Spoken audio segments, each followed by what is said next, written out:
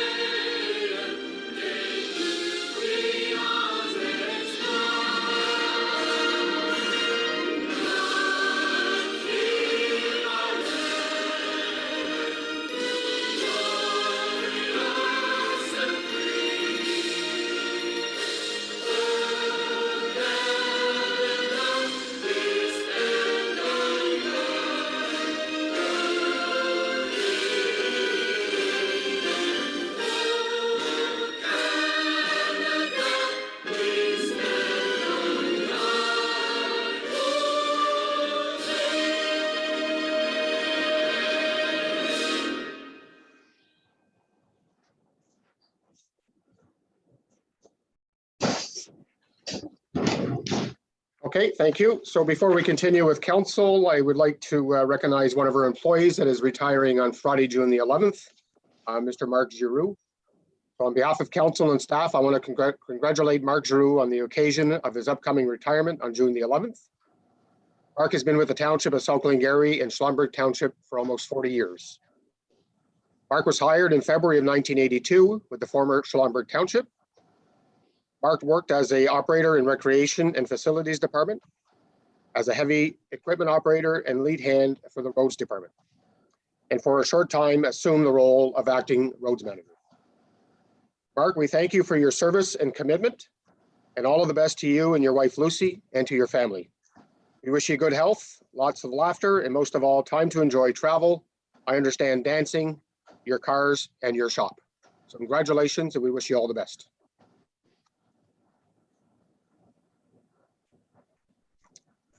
I have a motion moved by Stephanie Jaworski, second by Sam McDonnell. Be resolved that the Council of the Township of South Glengarry approve the agenda. Any additions to the agenda, Madam Clerk? Through you, Mr. Mayor, we do have a couple of items that have been requested to be moved from info only into other business. Those being item 7DA, which is the Deputy Fire Chief and Training Officer Year 1 report. Item 57B, the community signage and illustration polls. Item 7DF, the letter regarding the Community School Alliance. And item 7DL being the resolution regarding Bill 228. We also have an item that is being removed this evening, which is item 7AB, the staff report regarding Cascara Energy. We received some new information, and we're just going to be pulling that report in order to do some additional research before it's brought back to council. Okay, thank you. So the other four items will move under 7BA under other business. Deputy Mayor Warden. Yeah, through you, Mr. Mayor. I'd like to also pull 7DJ, capital gains on primary residence.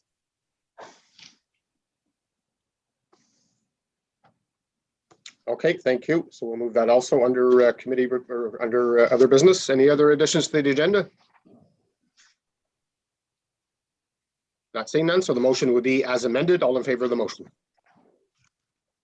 Motion's carried.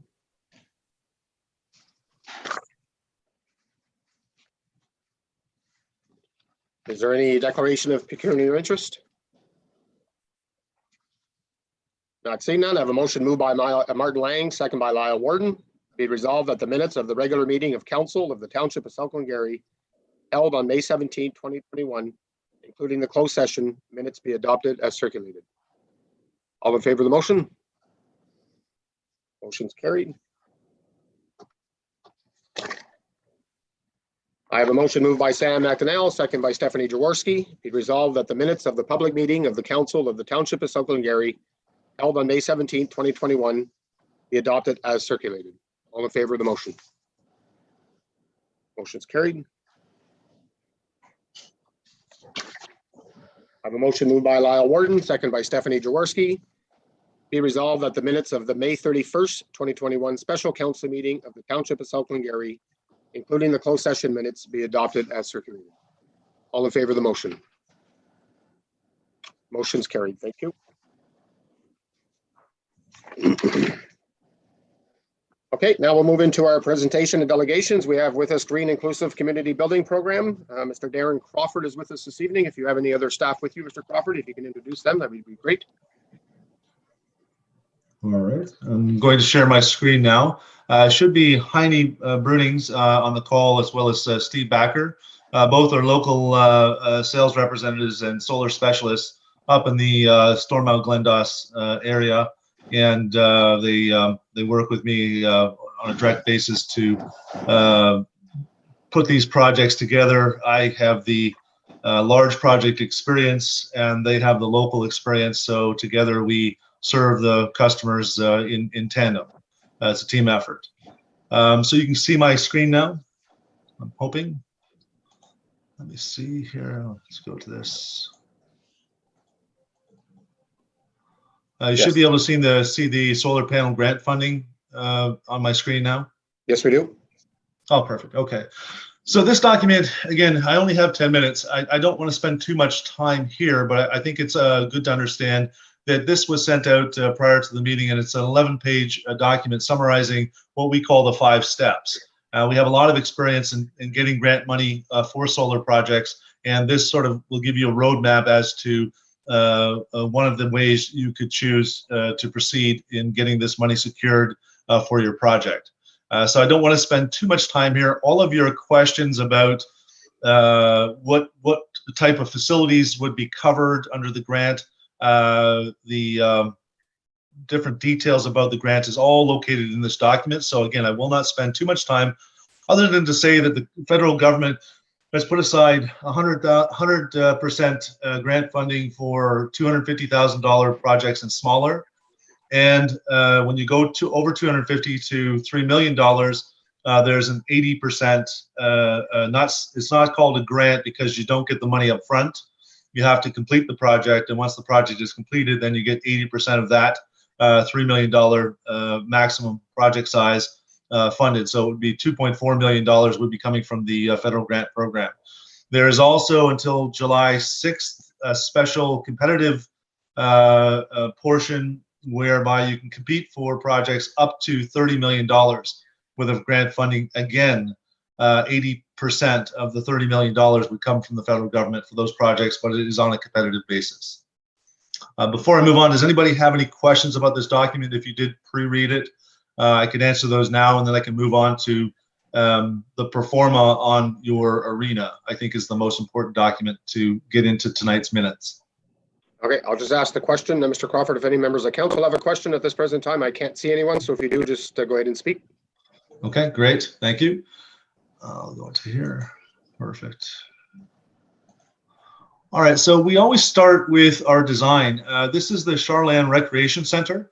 And again, I'm going to, just hit the high notes here.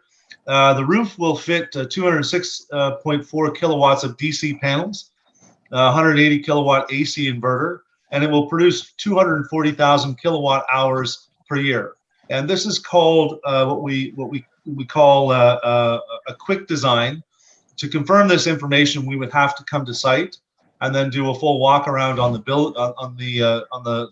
building, the electrical systems, and then we could come back and confirm that this design is accurate with a extensive site visit. What you'll notice here in the left columns is the explanation as to when the power comes. Some of you may be aware of the solar programs that are currently in place, but the previous program was called FIT and MicroFit, and it no longer exists. And that program was where you were paid to build solar arrays on a 20-year contract, so many cents per kilowatt hour. The current contract is called net metering, and it's been exclusive in the US since the beginning of solar in the US. It's a great program and allows for you to swap 1 kilowatt of solar produced power with 1 kilowatt of consumed power off the grid. It gives you 12 months of rolling bank so that you basically get the grid as a storage site to put the excess power, as you can see, that is produced in the months like April, May, June, July, and August, of course, September. For months like December, where you have very, very poor production, and January and February.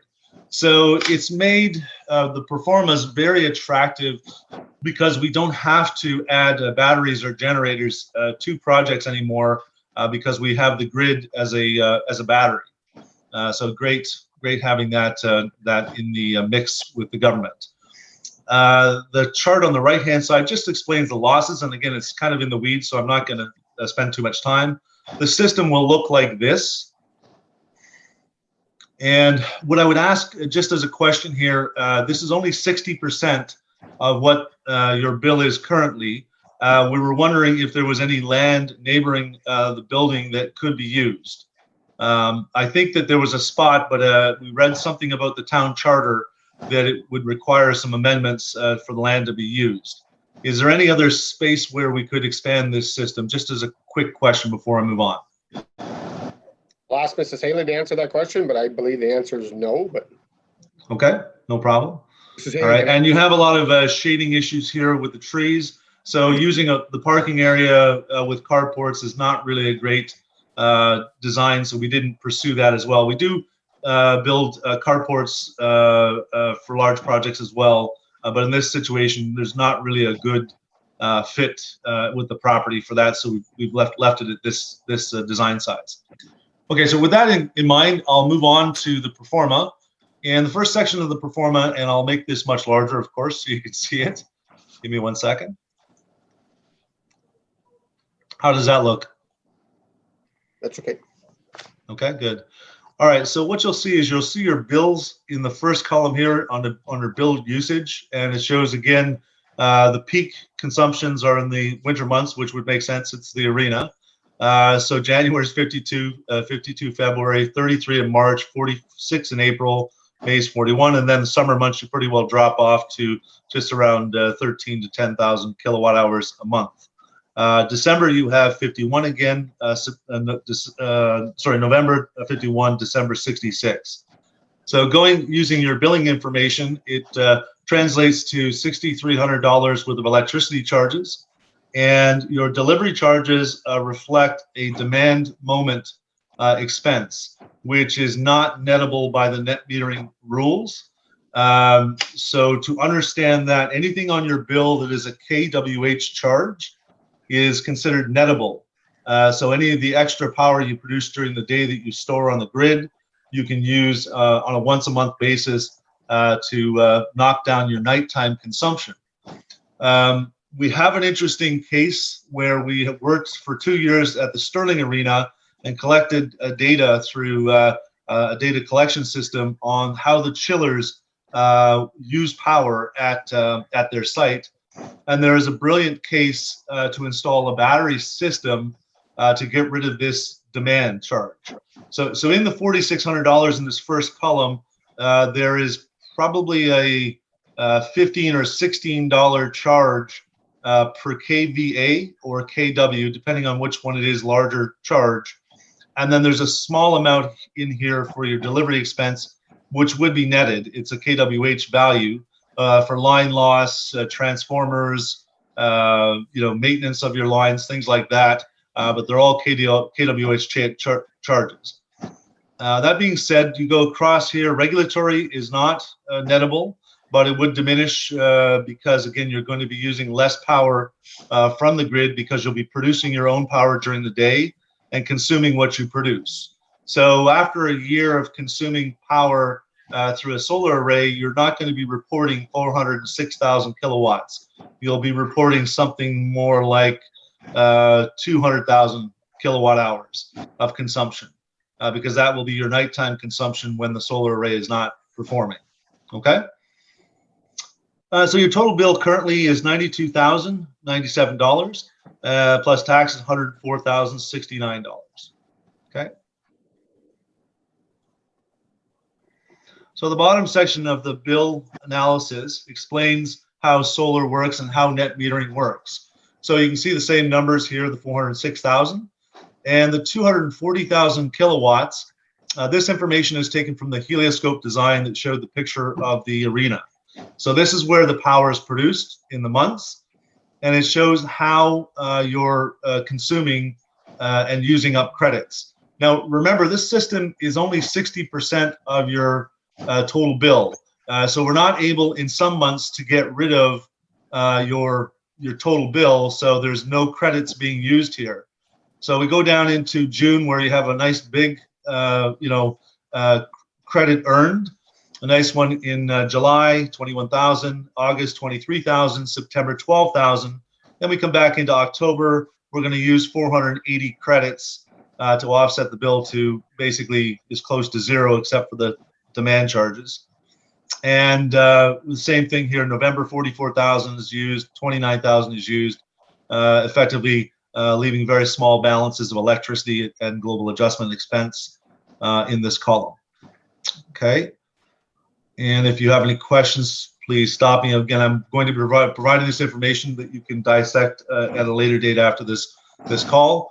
So the new bill is going to be $57,470 with taxes $64,000. So that you can see there's a little over $34,000, $35,000 reduction in your yearly expense for hydro. Okay. And again, the size of the system is reflected in this information here on the left-hand side. And your average cost per kilowatt is 0.1275 just for electricity and delivery. Okay, so you've got that valuation created in there.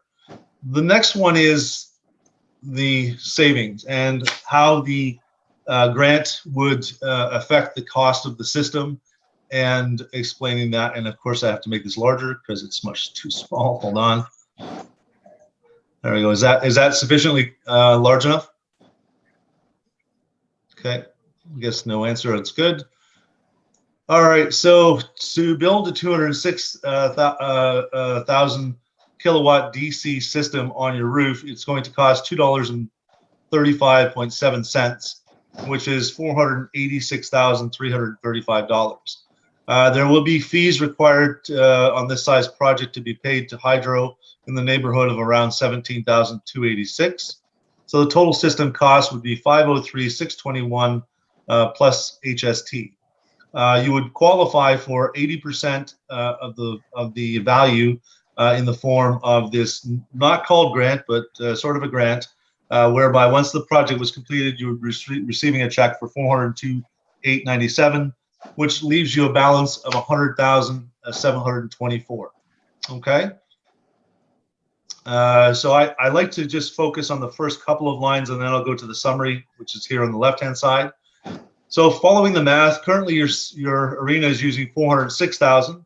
The solar is going to produce 240,000, which is 59% of the need. The hydro cost currently is 12.7. The kilowatt hour savings is $30,594. So the net is $44,033 to the positive on a yearly basis. So you're looking at kilowatt hours. Sorry. So you're looking at a CCA benefit, which again is 26.5% or 100% of the value of the system that you're funding. So that works out nicely there to give you a slight reduction. And we go over to the right-hand column. So if we start with $100,000 worth of debt, the tax benefit is going to write that down to $39,405, plus the savings gives you that $39,405. The second year is going to be the savings of 36,542, which brings your balance down to 2863. In the third year, you're now going to be saving 38,564, which then puts you into a positive rate of return where you'll now be netting $35,000 worth of savings, and the system is paid for. So you can see at the bottom, of course, after 25 years, which is the guaranteed warranty period for solar panels, you're looking at a payback of $1.705 million. So the summary on the left-hand side brings it home, I feel, the best. So annual usage is 406,000. The solar energy is 240. We put in a fairly high degradation value that's not really real. That's what the manufacturers have in their warranties. Our large solar farms that you see all over the province are reporting 0.002% degradation per year.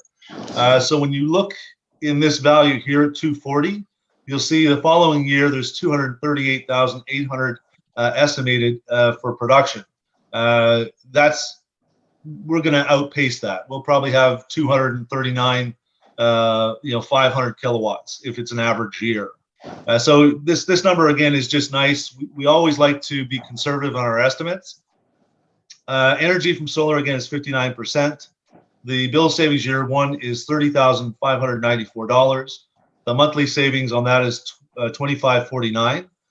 We do something called average annualized bill savings, which is we take the total savings over the course of the 25 years, which you can see the last year there'll be $109,000 savings, which is based actually only on a 6% hydro rate increase.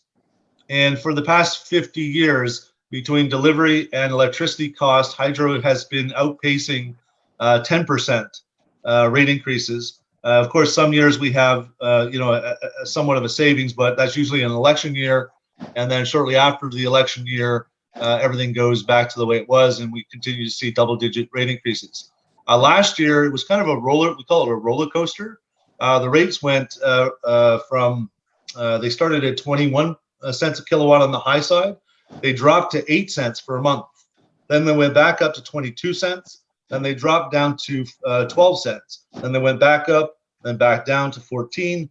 They ended at the highest peak rate ever of 23.5%, which put the hydro rate increase from November of last year to the year before at over 12%.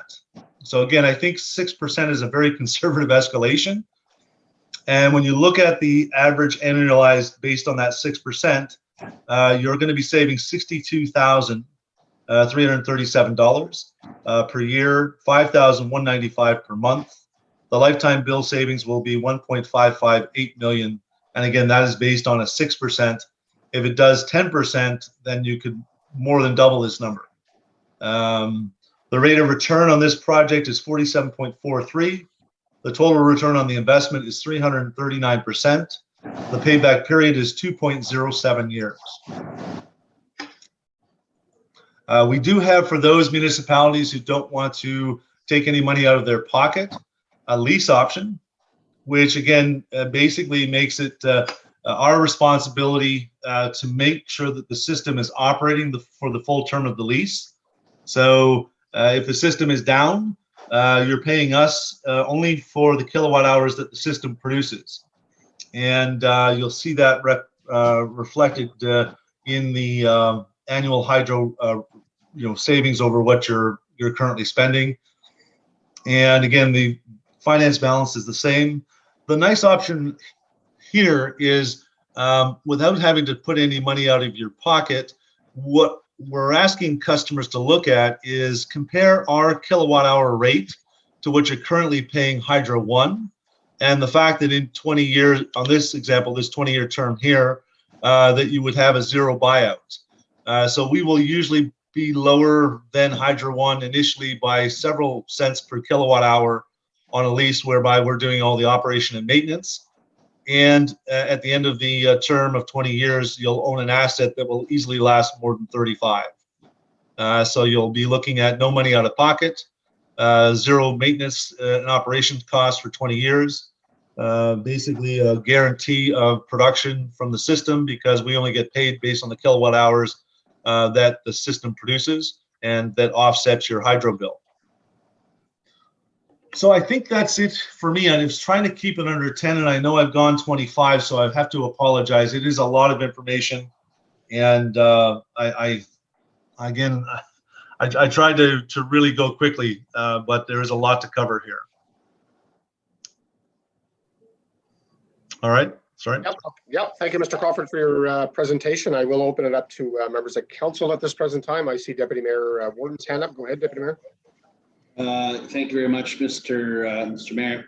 The question I have is, what are the expenses that we are going to have as a municipality maintaining this system over the year, and the grants that you say are good from the federal government?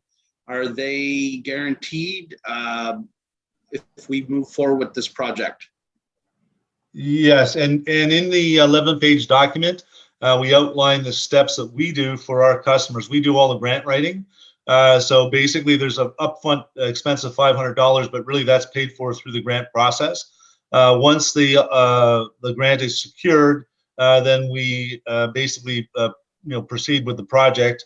And whether you decide for us to do the lease, financing, so you don't have to come up with $500,000, or whether you decide to do the financing and wait for the $400,000 in grant money is really the question that you would have.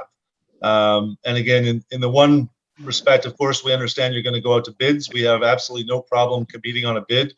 We're the largest installer in Canada, so we do have substantial price, advantages over any company trying to compete against us. So we feel very comfortable that we can win a bid for this project comfortably.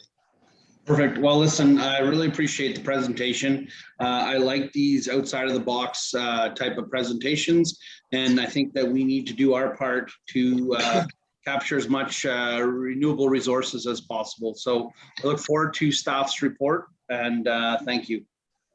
Now, on the page you should be seeing the total for our O&M factor is 5,195, and that's having a very large O&M portfolio. That's a very competitive rate. That's a guy in an office watching your system 24/7, and then having teams of guys to call out if there's issues. So per month? It's per year. Okay. Okay, thank you. Any other questions or comments from members of council? Unfortunately, I can't see everyone again. I'm not sure, Mr. Crawford, if you can close your sharing. Oh, sorry. Okay, thank you. All right, Councillor Jaworski. Thank you. Through you, Mr. Mayor, thank you very much for the presentation. So I have a 10 kilowatt solar array, and it's proven to be a very reliable system. We've had it almost 10 years now, and we've done zero maintenance on it in the last 10 years. And in terms of the degradation of the power output over time, it's really been negligible. Nominal. Yeah, it's been nominal. I'd have to do I'd have to calculate it to give you an exact percent, but it's been, I'm going to guess it's much less than 5%. So, I mean, I believe in the technology. I think it's a smart way to, when you're building buildings that have a large surface area, that you incorporate this. Certainly with the arena, the cost of electricity is significant. And this is a very straightforward way of bringing down those energy costs to operate the arena that would benefit the users of that arena by allowing us to run it more efficiently. So if I understand correctly, though, I mean, the great financials that you've presented, I mean, really $100,000 out of our pocket to install a 200 kilowatt system is really incredible. It really is predicated on getting that 80% funding. And so if I understand what you said correctly, you were saying that we don't proceed until we know that funding has been secured. Is that, did I understand correctly? Okay. 100%. Go ahead. And my other question now, you were mentioning about adjacent land to the arena. I mean, we are building a new public works building that's several kilometers away, but it is another large building with a large surface area. So the question is, would that work, or would that qualify for grant funding, is what you're saying, right? If you, Yeah, well, you asked the question earlier. okay, so it's a little gray on the neighboring, because there was a program in the U.S. called community solar, or virtual net metering, and they allow it in the U.S. where you can build a system, take the meter credits, and apply them anywhere within the state. They don't do that in Ontario. They were supposed to do that after the election, but then the Conservatives just did not proceed with that. But we are working on a couple projects where there's neighboring properties, and they're fairly close together, where they're actually drilling lines under the road, so they can connect two large homes to one ground mount solar array, and the Hydro One is permitting it. So we believe that they would permit large projects so long they were within a certain distance. And of course, the cost would be prohibitive to go more than probably half a kilometer away from a facility, because of the installation costs of the lines being so prohibitive. But something that was closer would definitely make a lot of sense. Or say that roof was much bigger and we could produce power at that location for others, would also be permissible. And I think the other question was about the grant funding and proceeding. Our experience, again, with the grant funding, we won $15 million last year. The great thing about this program is they've really thrown a lot of money into it. There's $500 million this year, and they say there will be $500 million every year for the next 5 years till 2026. So if you don't get, in this round because we didn't submit quickly enough, which I think you're okay right now. If you submit now, I think we're good to get you in the queue. And then once you're in the queue, then it's a priority issue, right? The money is given on any project less than 3 million. The July 6th deadline is for projects above 3 million up to 30 million. So those are a competitive bid where you have to submit, your entire documents as well as a good story as to why they should spend $30 million. And then you could win that as well. No, So in this I case, think- the public works building is 7 kilometers away. But I mean, I think maybe it would be something that you could look at with staff and see what would be the cost of putting something like this there as well, and the benefits. Thank you. It makes it, yeah. And what you should also look at is when you look at the 11-page document that I sent, there's a list of the abilities. They're not looking for public works facilities. They're looking for community centers. Anything that is a community-based facility would qualify for the grant money. I think they're trying to help out those facilities that were shut down through the COVID period. And that's really, I think, their goal here is to try to, keep our YMCAs, keep our, our swimming pools, keep our facilities that have been, really hurt by this pandemic, right? I mean, that's the goal here. Okay, thank you. Right. And I think Mr. McDonald had a question as well. I'm sorry. Yeah. Go ahead, Councilor McDonnell. Through you, Mr. Mayor. Thanks for the presentation. Lots of information, very interesting.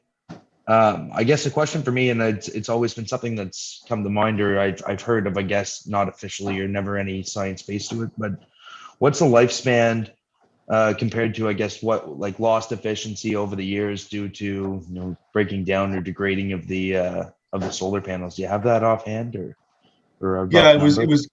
I seen there was some built-in- kind. I seen there was some kind of I guess decreased efficiency in the panels, but it just seemed very small compared to what I had always heard. And it's even smaller than this value. And so the big articles when you read in the green energy magazines is about this issue, because the power purchase agreements, which have pretty well driven the US market, they're reporting huge profits as they get past 10 years, because the expectation was that after 10 years, the panels would have lost 15 to 20% of their production capacity. And they're as I think your other counselor mentioned, she's having a hard time finding 5% loss in 10 years, which is what we're seeing in our big fields as well. Degradation is not occurring the way the expectation was. No, perfect. That was the number that I had in mind as well. So I wasn't sure if that was still the case. And can you remind me again what our cutoff date would be to apply for this round's funding? This is an open date. I'd love to Open say date, July okay. 6th to put some pressure on you, but no, it's an open date. So the Perfect. sooner you put in, the more likely you are to get into this $500 million funding pool. You could again hold off till next year when the next $500 million, but it's never guaranteed that there's going to be $500 million available next year, right? I mean, the money is being collected, through the fossil fuel tax, and that's where it's coming from. It's not coming from Hydro One or power suppliers. It's specifically being collected as a punitive tax to propane, natural gas, gasolines, and that's where the money's coming from. Perfect. Thank you. Problem. Okay, thank you, Councillor Lane. Thank you, Mr. Mayor, through you. Yes, thanks for the presentation. Just a question. You guys are, I am assuming, you're doing this estimate just through Google Earth. Are you concerned with the slope on the roof of the arena? I think it's a slight peak, if I'm not mistaken, but I'm not 100% sure on that. Are these units stand up, or are they laying on the roof? All right. So you see what I've got here as what I'm visually showing you. We don't see anything. Yep, Oh, just share sorry. your Okay, I've screen got to again. turn my screen back on. Sorry. So this is the picture you were looking at earlier, and so those are what they call flush mount racking. So it is expected to not have much production in the wintertime. That's why when you look at the monthly for the winter, I'll show you that. What was it here? Yeah, we're talking about 5,000 kilowatts, 7,000 kilowatts, 6720, right? There's going to be snow cover in these 3 months that we're expecting, and you're just not going to get much production in those months. Fortunately, the summer months, you're going to get such great production. It's offsetting those 3 really poor months that you're seeing here. So it's flush on the roof. So if the roof has a slight peak to it, then the east side is going to be not producing as much as the west side. Is that correct? Yeah, it seems to be a south-west angle on that building, it looks like, right? So at certain times of the year, the southwest is going to outperform the southeast. Yeah. Thanks. Problem. Okay, thank you. Any other questions from members of council? Not seeing none. I'll ask if there's any questions from any members of staff. Mr. Mills. Just, I don't know if it's questions or just follow up and update to council. Just a reminder about the ISIP grant with the arena floor to be completed. There was a study done in 2018 as well related to the roof needing to be replaced by a local engineering company, and then the council approving the arena study out of the 2021 budget to update a study that was done 2006. So that being said, I don't know if you're going to motion or direct what you were going to direct staff to do, Mr. Mayor. But Can I give you some exciting news too, Tim? Sure, go ahead. In the grant wording, there is language about roofs. So we feel that if we can add our value to the roof replacement, we should be able to get that covered in the grant application, so that you could look at $1 million roof and get a 80% funding for your $1 million roof if you could increase the R value of the roof. Because what they're concerned about is obviously using less fossil fuels, for the building, and better R value reduces that, right? So it might qualify. I'm not saying it's going to qualify, but it's a light at the tunnel if it's a big cost that you're looking at. Okay, thank you, Darren. So just to summarize, Mr. Mayor, I'll work closely with staff in the next few days, gather all the information, swing back to Darren and his team, and then we'll update you at the next council meeting. I know timelines are short, but I would anticipate we could, if we do decide to move forward, that we can meet the July 6th timeline, because we have someone who's presented to us who's done this many times in terms of application for grant. But I'll just leave it at that. Okay, I'll go back to Councillor Jaworski, and if then there's any other members of staff have questions. Yeah, a quick question in terms of these grants. Is there, once you're approved for it, is there a deadline by which the money has to be spent? Do we know that? Most definitely, always is. We had with last year's grants, we had to have everything finished by March 30th. So it was a rush, and they drag their feet sometimes. I will have to also be honest about that. That their announcement timelines, when they said they were going to announce and when they did announce, they always went past their timelines. So it was frustrating, but we delivered. We got all the projects done. We have a lot of crews, so we have a lot of horsepower, and we got all the projects done that we had from last year in the timeline, and everybody got compensated. We had 100% success rate on our grant applications, and we completed all the grants that went forward in the timeline. Okay, thank you. Any other members of staff that have any questions? Okay, not seeing none. Thanks very much, Mr. Crawford, for your presentation this evening, and we will certainly hand everything back over to staff. And if Mr. Mills just indicated that he'll bring it back at the next council meeting, which is June 21st.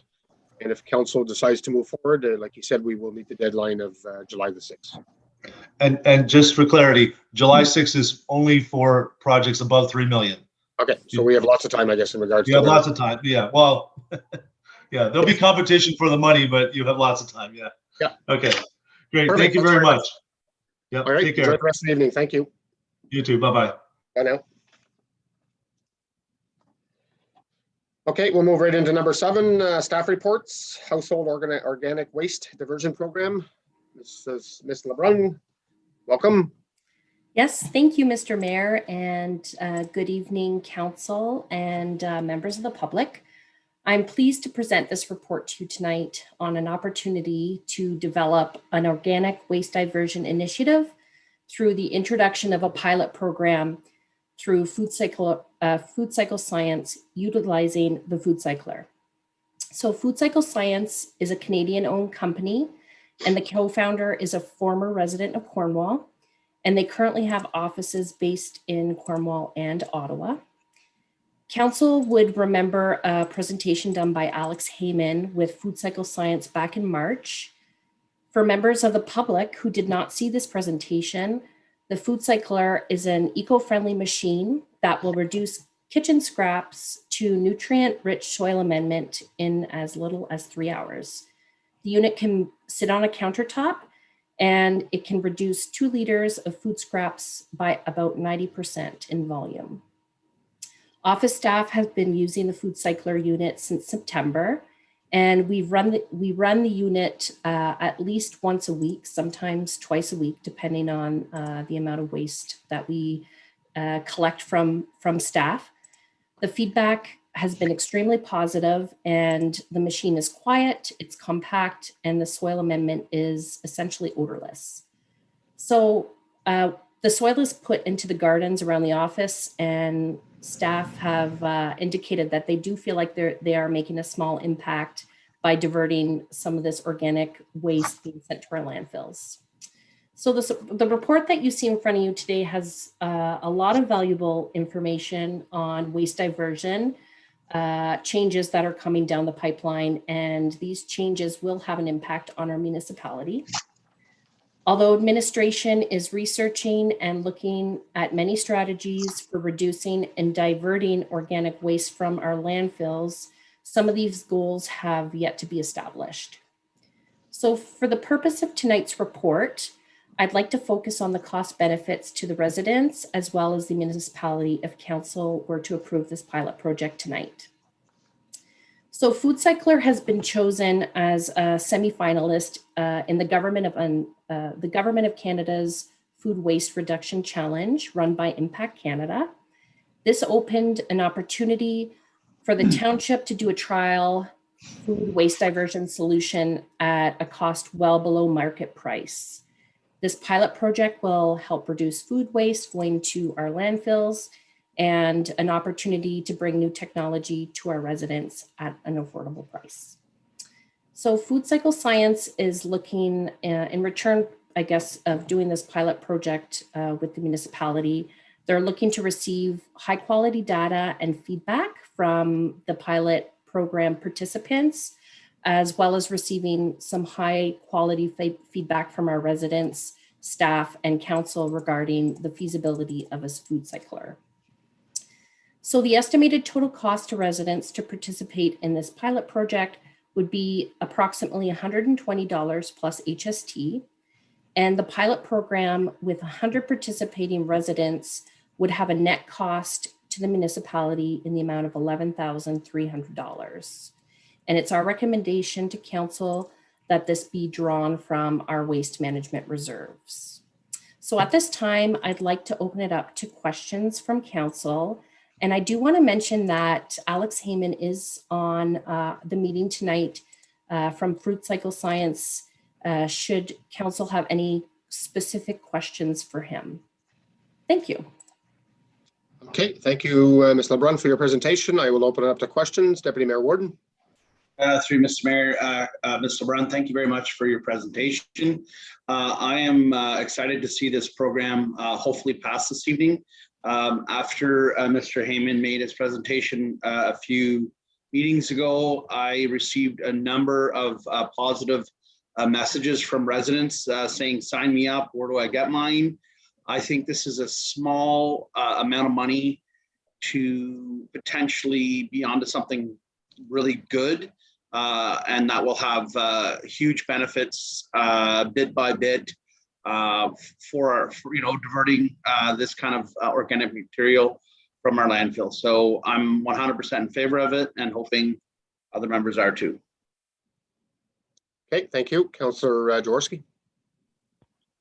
Thank you, through you, Mr. Mayor. And thank you, Ms. LeBrun, for your very thorough report. I appreciate that, the level of detail you provided. So I support what staff is recommending. I mean, they circulated today, the preliminary data from our waste composition study, and it shows, that we're pretty typical in terms of what you find with other municipalities, and that well over half of the non-recyclable waste are organics. And considering the challenges that we have in terms of landfill capacity and our greatly declining landfill capacity, we need to find tools to help our residents reduce what's going to landfills, particularly things that don't need to go to landfill. And I think this pilot is a great way to measure sort of, how would our residents, how would they look at this kind of option to help us reduce that, measure sort of the excitement over it or the uptake. And, so that when we move forward with other strategies, we can see how this makes sense in our overall toolkit of waste reduction strategies. So I like Deputy Mayor Warden, I've had people reach out to me about around Mother's Day, I had folks say I'd like to get this for Mother's Day. How can I get it? So I suspect that there's going to be a lot of uptake. I think you're proposing 100 units. I think units are going to go fast. So I would like to understand how you're going to go about that process to try and ensure that, it gets as wide reach as possible. And, what kind of strategies do you have to make sure it's a fair allotment? Thank you so much for your comments, Councillor Jaworski and Councillor Ward. So our plan is to advertise this pilot project on our social media platforms, as well as our regular local newspapers, to get the message out to as many people as we can. We've discussed internally how we're going to go about selecting the pilot project participants, and a few ideas were thrown around, but we believe the fairest way to do it is to start as a first come, first serve up until we reach that 100 participants. And if we receive more interest than 100, I think the fairest way to proceed is to do a lottery type selection where it's chosen at random. Perhaps Alex wants to speak to this a little bit, but there is 3 phases of this funding through Impact Canada. And this is the first phase. So there's a little bit of money being provided in this round. So I think that if we receive more than 100, registrants for this pilot program, we could keep a waiting list for a potential other round of food cyclers to be distributed in another pilot program, perhaps further down the line. So that's our plan right now, but we're certainly open to suggestions from council and any feedback that you want to give us at this point would be welcome. If I may, Mayor, if I can follow up on that. So certainly I think that a lot, like if we do end up with more than 100 folks putting their hands up, I think a lottery really is the right way to go. And then to keep the folks who aren't selected so that they have them for the following phase. And that's great to go on social media and the newspaper. I know that we do still have residents, who that's where they get their information. And also, I would also like to suggest just having a fairly, couple weeks or maybe 2 to 3 weeks enrollment period, just so again that people don't miss out on the opportunity. Yes, Thank you. I agree. Thank you. Okay, thank you. Any other questions or comments? Councillor McDonnell? Through you, Mr. Mayor. Thanks, Ms. LeBrun, for the presentation. It was the report was very well put together. Personally, I'm kind of indifferent. I like the concept. I think it's very interesting, and if we can help people, I guess, adapt it, it's great. The only concern I guess I really had was in our contract or our deal with Food Savers, the company. It would be what was it, $25 restocking fee per unit. I don't necessarily see us sending back units, but if we're going to be shipping them back and then we're going to pay a $25 restocking fee, maybe they'd help us out, because I think we're doing a lot as far as advertising this product for them, and between that and our incentivizing the purchase of them is I would think would more than outweigh that $25 restocking fee per unit. But maybe something for staff to discuss with Mr. Heyman and his team. Thank you. Thank you. Any other questions or comments? Not seeing none. I have a motion moved by Sam McDonnell, second by Martin Lang. Be resolved that staff report 74-2021 be received and that the council approve the municipal standardized purchase of 100 food cycler units and the implementation of a food cycler pilot program in a partnership with Food Cycle Science, and furthermore, that the funding for the pilot program be drawn from the waste management reserves. You heard the motion. All in favor of the motion? Motion is carried. Thank you. Thank you very much, Ms. LeBrun. Thank you. Okay, B is postponed till the next meeting, so we'll move to number C, appointment of Deputy Chief Building Official and Building Inspector. Mrs. Haley. Thank you, Mr. Mayor. So the purpose of this staff report is to appoint a Deputy Chief Building Official and a Building Inspector. Recently, we've gone through some restructuring in our building department as a result of Mr. Gary Poupart retiring on April 1st, 2021. Because of this retirement, Chris Raby was promoted to the Chief Building Official and Director of Development, which resulted in a vacancy for a Deputy Chief Building Official position. We were fortunate in finding and hiring Mr. Tyler Thorne for this position. And recently, Mr. Thorne has completed a qualification titled Powers and Duties of the Chief Building Official through the Ministry of Municipal Affairs and Housing, which makes him eligible now to be appointed by bylaw as a Deputy Chief Building Official and an Inspector. Mr. Thorne's been enrolled in an internship program under the mentorship of Mr. Raby, and he will continue to gain additional qualifications over the next few years and hopes to become a fully qualified CBO. You'll also see part of my staff report this evening in the bylaw is to appoint Gary Poupart as the building inspector as well. With Gary being retired, he's now able to come back and assist us on a temporary basis, on an as-needed basis, if there's vacations or maybe times that are very busy. And we can hire him on contract to fill the role. But in order for him to be able to do the role and to arrive on site to complete the inspections, to complete plans review, he also needs to be appointed. So before you are two bylaws this evening. One is to appoint Tyler Thorne, and as the deputy chief building official. And the other one is to appoint Gary Poupart as a building inspector for a temporary basis. You will notice in the bylaw for Mr. Thorne, we also have mention of the provincial offenses officer and bylaw enforcement officer. And that's simply because these duties are part of the Ontario Building Code, and it allows him to complete all of the components of his job. So thank you, Mr. Mayor. Thank you. Any questions or comments from members of council? Deputy Mayor Warden? Through you, Mr. Mayor, I want to thank Mr. Poupart for coming back. I know that the department is overwhelmed, and I certainly appreciate him pitching in because it's a very busy time for that department. So thank you. I'll pass that on. Thank you. Okay, thank you. I do have a motion moved by Stephanie Jaworski, second by Lyle Warden. Be resolved that staff report 76-2021 be received, and that bylaw number 46-2021 being a bylaw to appoint Tyler Thorne as the deputy chief building official and a building inspector, and bylaw 47-2021 being a bylaw to appoint Gary Poupart as a building inspector, be read a first, second, and third time, passed, signed, and sealed in open council the 7th day of June, 2021. Any other questions or comments? Not seeing none. You heard the motion. All in favor? Motion's carried. Thank you. So congratulations to Mr. Thorne and welcome back, Mr. Poupart.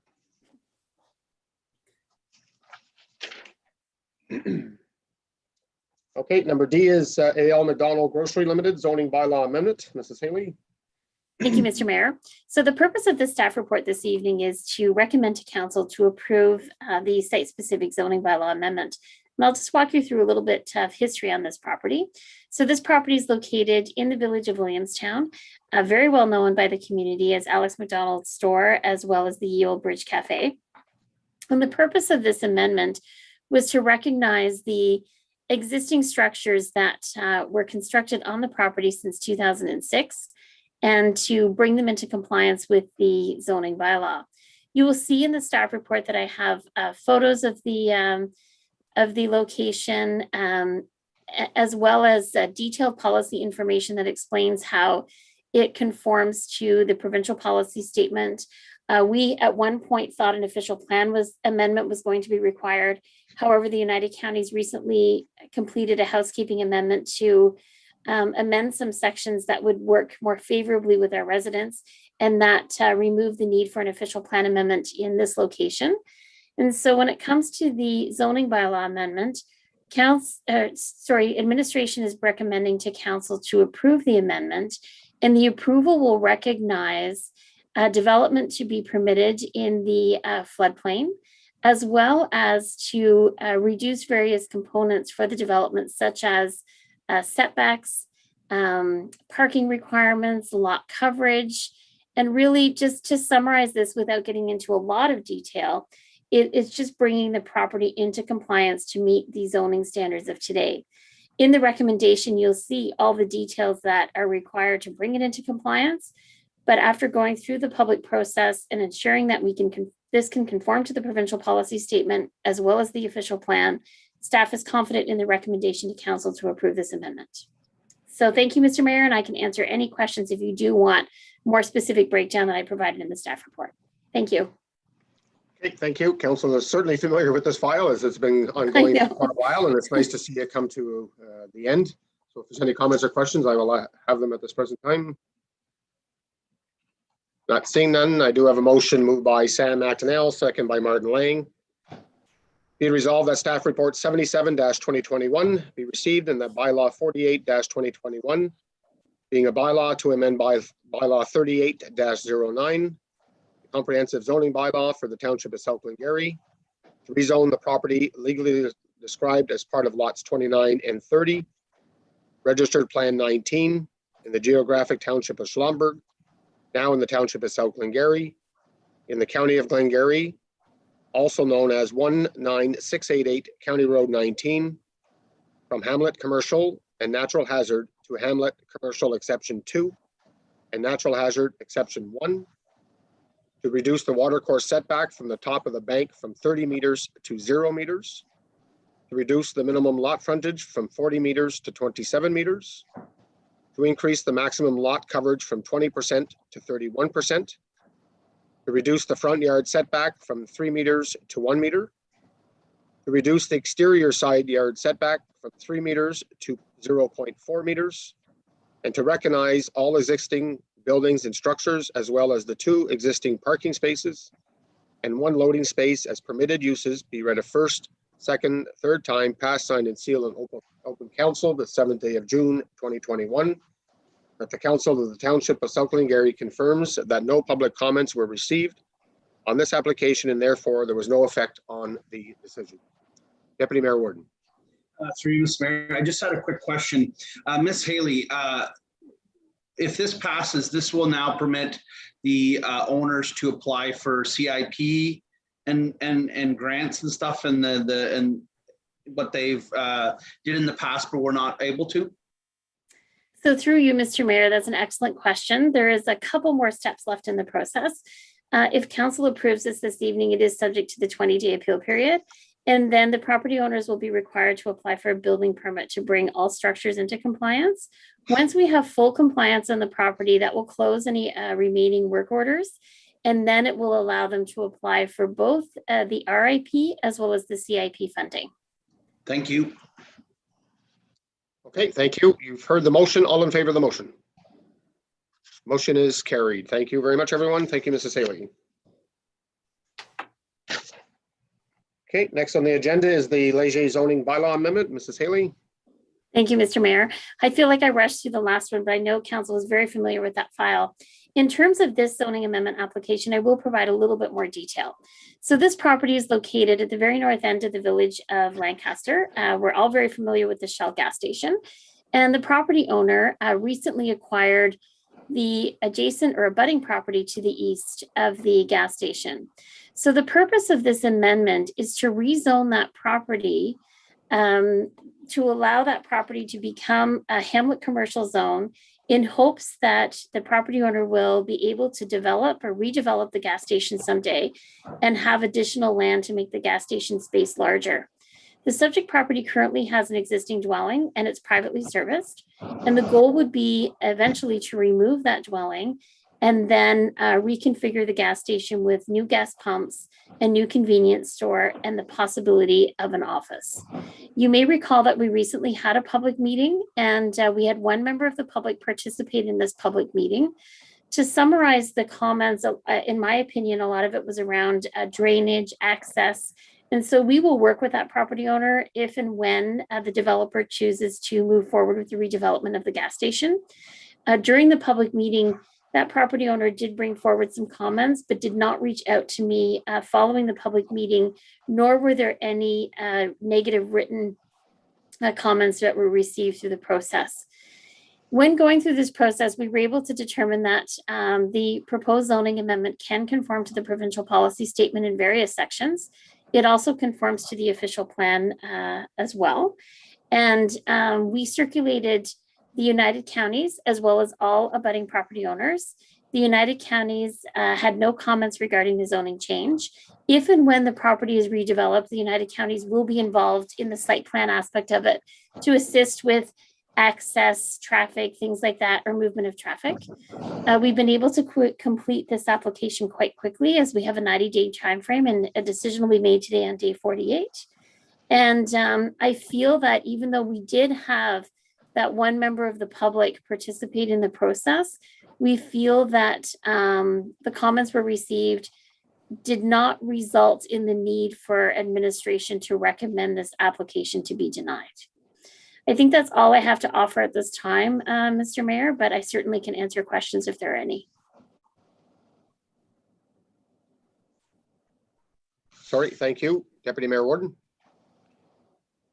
Through you, Mr. Mayor. Ms. Haley, right now, as I think most of us are aware, there's quite a housing shortage. There's a lot of stress on the market. I'm just wondering, is there any language coming down from the province where they would, recommend that this not proceed? Like, I feel like it makes sense and everything else, but there's just such a huge shortage. People are looking for affordable housing, And there's a prime example of my thoughts where a house like that is affordable for a lot of potential buyers. Is there any language coming from the province in that, or are there just, it fully meets the PPS and it's full steam ahead? Mhm. So to answer your questions, Mr. Deputy Mayor, and through you, Mr. Mayor, the provincial policy statement that we're currently working with is dated May 1st, 2020. So all of our decisions have to conform to that provincial policy statement. That statement would have been written for several months or many months in advance of it being approved on May 1st, 2020. In regards to housing, as you're aware, I think the province has been working to create policies to deal with affordable housing for many years now. That enabled all municipalities to do the secondary dwelling unit bylaws. So that helps both in terms of affordable housing and aging in place is another term they use. And you'll also see many urban areas working on social housing or affordable housing strategies. And the city of Carmel is currently doing that. And the city of Carmel also provides housing for SD&G. And so we work with them in developing their strategy to see where areas could be created for affordable housing.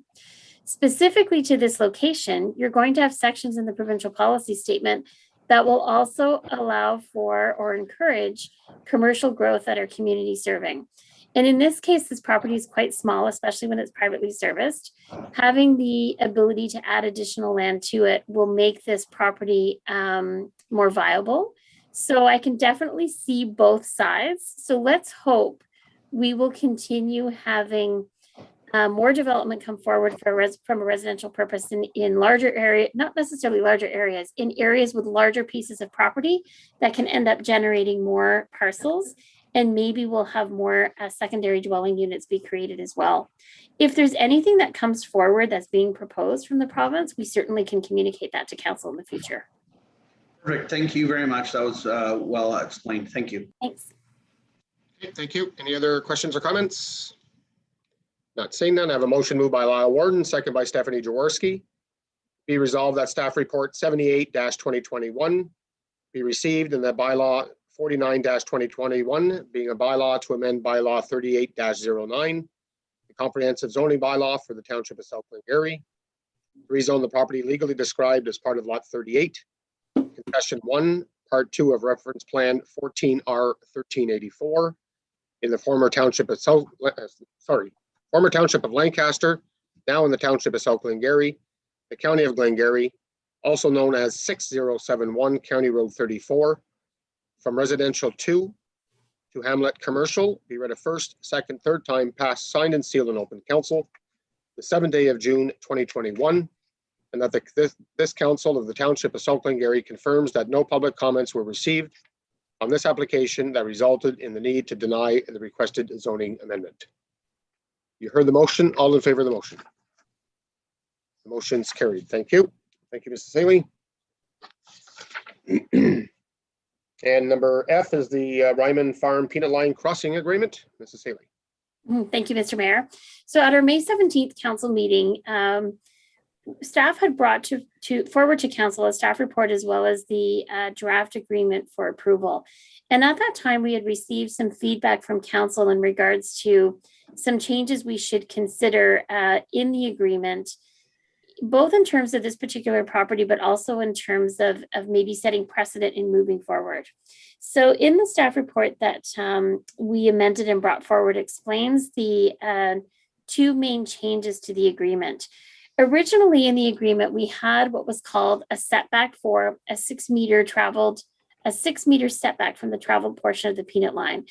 And it was very evident that council wanted to protect the township owned land and to make sure that there were no encumbrances in those locations. So that wording has been replaced with titled township owned land and allowing all township-owned land, including the peanut line, to be kept free and clear of debris, structures, movable structures, vehicles, and tall vegetation of crops to ensure adequate sightlines can be provided, resulting in the safest possible crossing. Another section that was also changed was in regards to traffic signage. There was a discussion as to whether there was a need for a four-way stop in this location in comparison to a two-way stop.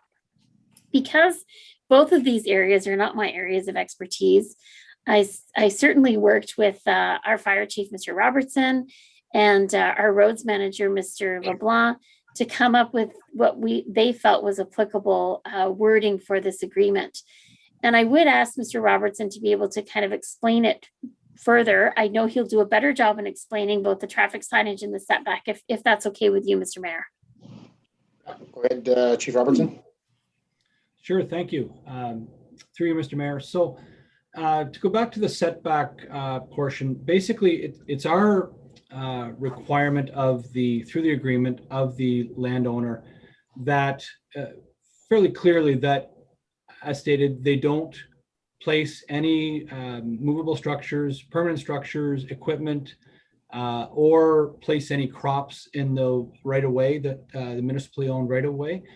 So we'll continue to work with the landowner so that is achieved, so that we don't need to have sightline issues. In regards to the traffic signage, we are doing some research in with other similar type recreation trails, trying to come up with the best way forward. So administration still has some issues and some concerns over the safety of the peanut line traffic when it encounters seasonal changes to the crossing and the levels, like I explained during the last meeting. So with that, we still have in the agreement that it's a requirement that stop signs are placed in the north and south direction of travel, which would be on the private right of, on the crossing direction. Those would be installed by municipal staff so that we can ensure that they're installed correctly and in the correct location, but the charges would be billed back to the landowner. In the east-west directions, we've changed the agreement to have a little more open wording so that it specifies, basically we've taken out the requirement for stop signs in the east and west directions and replaced it with the township shall install signage on the east and west side of the primary approved crossing at the owner's cost to provide adequate warning of the crossing. With that, we are able to put various types of warning devices, warning signage, to ensure that the best safety is achieved at that location. So it may be a warning sign of a bump ahead. Often on snowmobile or recreational trails, there'll be bump signs. And in evaluating it, we may still require, depending on the situation, stop signs, but it's our intention to come up with the best and most, the safest means of traffic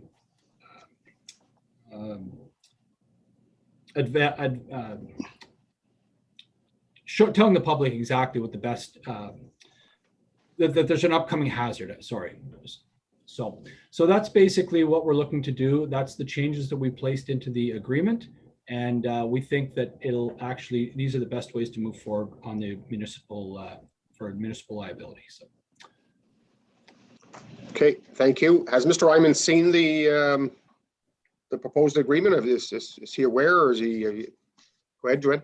Yes, through you, Mr. Mayor. So before the May 17th council meeting, I did email him a copy of the draft agreement, explain that it was subject to approval of council. And then following the council meeting, I called him. And I had the conversation with him about the proposed changes that council was looking for. He had no concerns with the proposed changes. He's been very cooperative, very easy to work with. He did express concerns about not having a four-way stop. In his opinion, he felt it would be much safer. He said as a landowner, he sees a lot of speed when traffic goes through, and he kind of agreed with the four-way stop, but he also agreed with working with staff and accepting what staff felt was best. So that wasn't a concern. When I promised him whatever council decided this evening, I would then send him the revised agreement, but he seems to be on board for whatever decision will be made. Okay, good. Thank you. Deputy Mayor Warden, did you have your hand up? Go ahead. I did, yeah, through you, Mr. Mayor. Yeah, thanks very much for this report. I am comfortable with the changes made. Item number 6, I don't agree with it written that it's not a formal trail. I disagree with that. That has been a trail for a number of years with that specific line.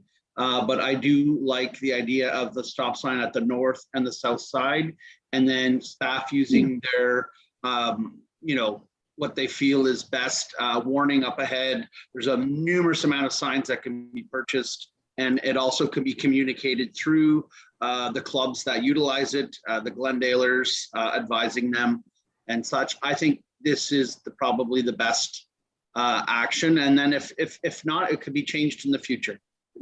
Thank you. Good, thank you. Councillor McDonnell. Through you, Mr. Mayor, I'm very happy with the agreement. I think it looks pretty good. I agree. I understand the thought process behind maybe a 4-way stop. My fear is that there's too much. There's too many people that ride that trail that maybe won't see it the first time or maybe won't obey it all the time. So it's better to have it, I think, where Ryman's will maybe be using it more. Another idea that kind of popped in mind when I was looking at this earlier was if there's going to be the opportunity maybe for a pole light or something at the crossing that gives a little light at nighttime. That way, if there was somebody crossing after, fall chores, whenever it's 4 o'clock and dark out, coming back from milking, and maybe a solar flashing light on our behalf placed on the peanut line, like example we have on the Glen Road coming up to the Summerstown Road stop sign, something of that nature. Maybe it'd be wise. They're reasonably inexpensive. Maybe the township could cost share that if it is more expensive than I'm imagining. Okay, thank you. Something they can certainly look into in the future for sure.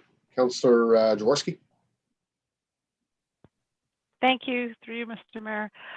Thank you very much for taking all the comments from council into consideration in making the changes. I have one question, comment, and I apologize if I'm being too fussy or maybe I'm misreading.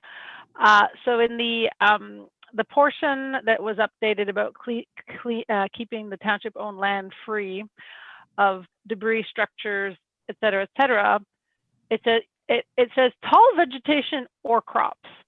And so my expectation is if there isn't stuff in that area, vegetation, natural vegetation will grow, but we're not expecting the landowner to maintain that, are we? We're not, there's no expectation that we want them to be cutting the grass along or whatever grows, along it. I just want to be clear about that. Okay, thank you. I'm not sure who wants to attempt that one. It looks like Chief Robertson. Go ahead. Okay, thank you for the question. Through you, Mr. Mayor. So once again, in attempting to manage our own liability, we want to ensure that the property owner does not place any of their various items, everything from structures, equipment to vegetation. How we treat our property would be our own responsibility at that time. Our decision on the amount or the quantity of material or vegetation that would be trimmed would be left up to the municipality. Of course, our sight line, we're sort of talking about two different items here. We're talking about the sight line issues at the intersection, but then we're also talking about the overall right of way. So we will ensure that the sight line, which is the major safety concern, would be taken into account, and that would be the responsibility of the municipality. And as we do in other areas, we clear vegetation on the peanut line to ensure that at our intersections, most of the intersections being public roads crossings. And so it's worded so that the property owner is aware that they're not allowed to place any items on the right of way. So. Okay, so basically we're referring to vegetation that they might think is their vegetation versus natural vegetation. Exactly. Okay, thank you. Okay, thank you. Councillor McDonnell. Through you, Mr. Mayor, just a quick clarification on that, Chief Robertson. We're not at the same time saying, please, if you do want to cut the grass, don't clean it up, are we? Because I'm assuming that, I know personally, if I was building a structure like that for that kind of cost, being I had to pass my grade A milk as well, I want it as clean as possible around there as well as for aesthetics. You don't want it looking like, Sumacs growing up. If you can control, or if he wishes to control that, are we going to stop him from that? No. So through you, Mr. Mayor, I think we would treat that issue very similar to in our hamlet or village situations where the front of their property is on a sidewalk or right next to the road. That's sort of taken into account, even though it's in a municipal right of way. The property owner joining keeps that trimmed, mostly for aesthetic reasons. That's their choice. But I think we would probably look at it in a very similar form to that. Perfect. Thank you. Mrs. Haley? Thank you, Mr. Mayor. I'd just like to clarify something that Mr. Deputy Mayor Warden has pointed out. So the reason why I stated that it's not a formal trail is simply because it's not a formal trail approved by bylaw. When you look at trail systems in Ontario, they're very defined. But I recognize what you're saying because it is a trail. We allow it to operate as a trail. In moving forward with the issuing of the trail master plan for this location, it's going to hopefully allow council to adopt a plan that truly is going to define the space as a trail, resulting it in as a trail approved by bylaw. So I hope that helps clarify. Just, I recognize what you're saying. It's just not formally approved by council. All right. Okay, thank you. Any other questions or comments? Not seeing none. I have a motion moved by Sam McDonnell, second by Lyle Warden. Be it resolved that staff report 79-2021 be received and that bylaw 43-2021, being a bylaw to enter into an agreement between Otto and Rita Ryman and the Township of South Glengarry for the property legally described as part of Lot 4, Concession 2, NRR in the geographic township of Schlumberg, now in the Township of South Glengarry, the County of Glengarry, also known as 20212, Cedar Grove Road, PIN number 671230451, and PIN number 671230450, being the parcels of the property located on both the north and south side of the peanut line. Be read a first, second, and third time, passed, signed, and sealed in open council the 7th day of June 2021. And furthermore, that the mayor and clerk be authorized to execute the agreement. You heard the motion. All in favor of the motion? The motion's carried. Thank you, Mrs. Haley. Thank you, Chief Robertson. And we'll move to number G, which is the regulation of short-term rentals. Mrs. Haley. Thank you, Mr. Mayor. So this is my last staff report of the evening. So May 3rd, 2021, we received a presentation from a South Glengarry resident expressing their concerns about short-term rentals and the possibility of how it could impact their neighborhood. In reviewing all of the complaints that we receive, and as you know, we track all of our complaints, we had never received a complaint that was specific to a short-term rental. I did have a couple of inquiries from people wanting to know if we do regulate them. We do have people looking to purchase properties in our area, and they use that as an income opportunity. And my comments to those people inquiring have always been, we currently don't regulate it. At that time, it was not proposed in the near future. However, things could change. You also may recall at the May 3rd council meeting, there was a discussion about the possibility of collecting what's called a municipal accommodation tax. And that would mean that if anybody were to rent a residential property through Airbnb, they would pay a percentage of their overnight fee to the applicable or to the owner, and then the owner would in turn then remit that to the municipality.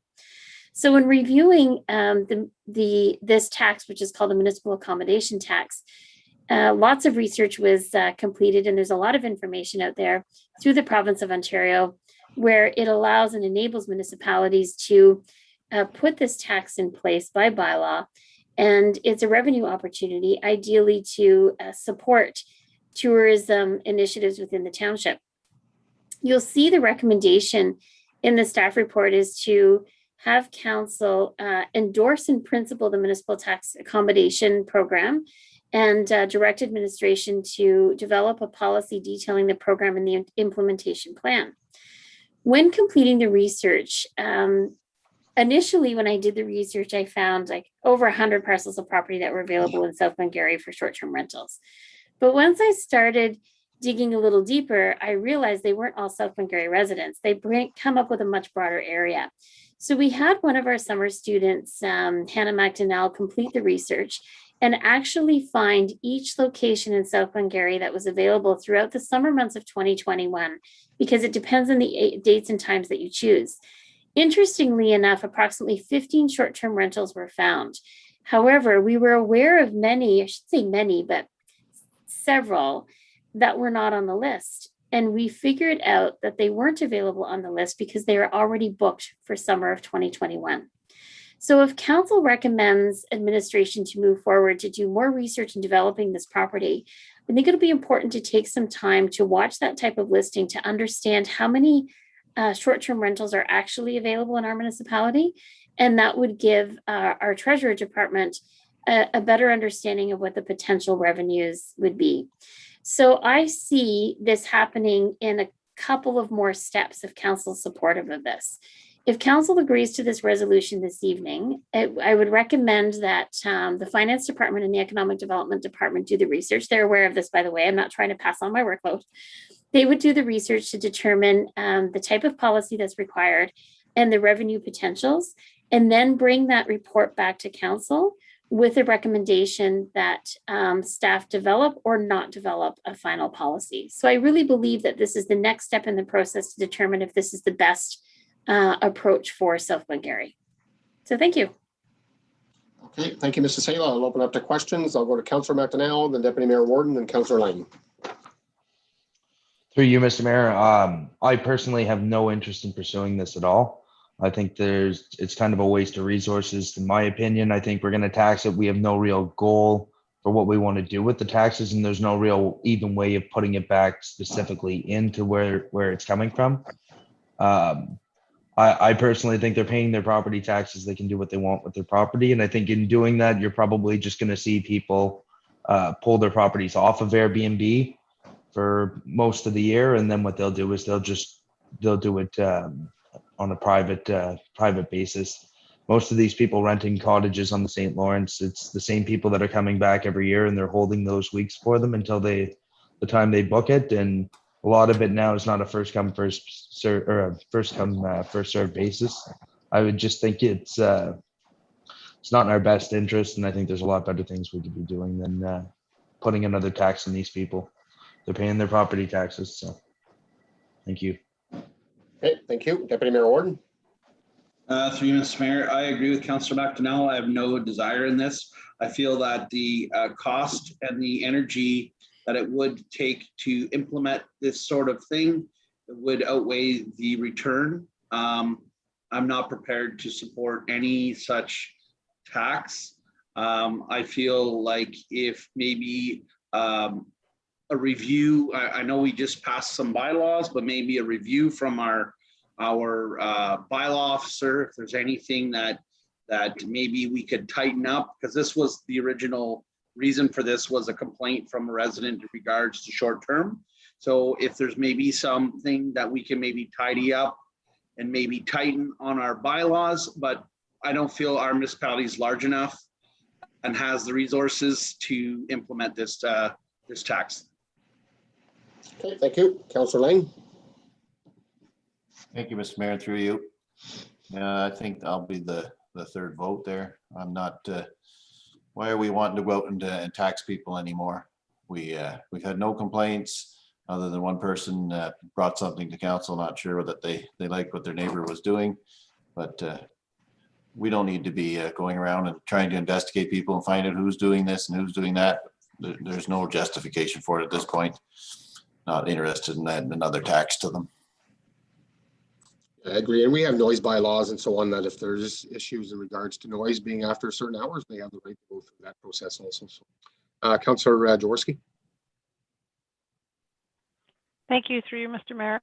Thank you, Ms. Haley, for the report. I appreciate you looking through the past to determine, what kind of complaint numbers there were. And it does seem like it's a very rare occurrence that folks are complaining about these kind of operations. So I think that that speaks to, if we do need, do we really need to do anything about it? With respect to the MAT, I mean, I think when we're raising, like when we collect taxes, it's to offer services. And I think fundamentally I'd have to understand if, you know, if these semi-commercial endeavors are really costing us more than what the regular, you know, residents would who are not operating, you know, some short-term rentals. And as far as I can understand it, they're not costing us anything else. So I don't think it justifies having a MAT.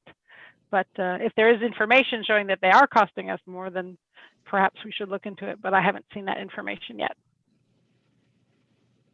Okay, thank you. Any other questions or comments?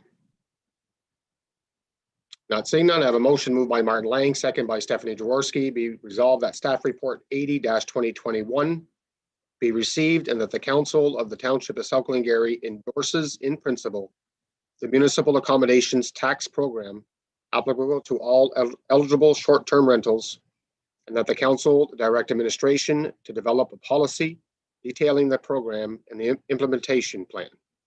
So I'll ask who's in favor of the motion. Oh, Mr. Mills. Go ahead. Sorry, I just want to clarify a couple of, I didn't know you were going to go that far. Sorry. I should have jumped in early. I just want to clarify in terms of the tax itself. It's not taxing residents that own the properties that they're renting. It's taxing visitors. That's all. Correct. Thank you. Councillor McDonnell.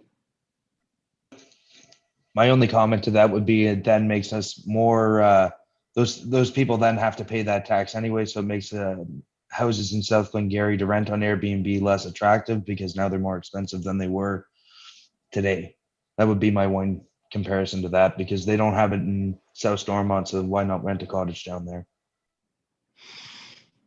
The other side to that too is the more people we have come into the municipality, the more economic return there is to our local businesses and so on. So I read the motion. I'll ask who's in favor of the motion. Against the motion. The motion is defeated. Thank you.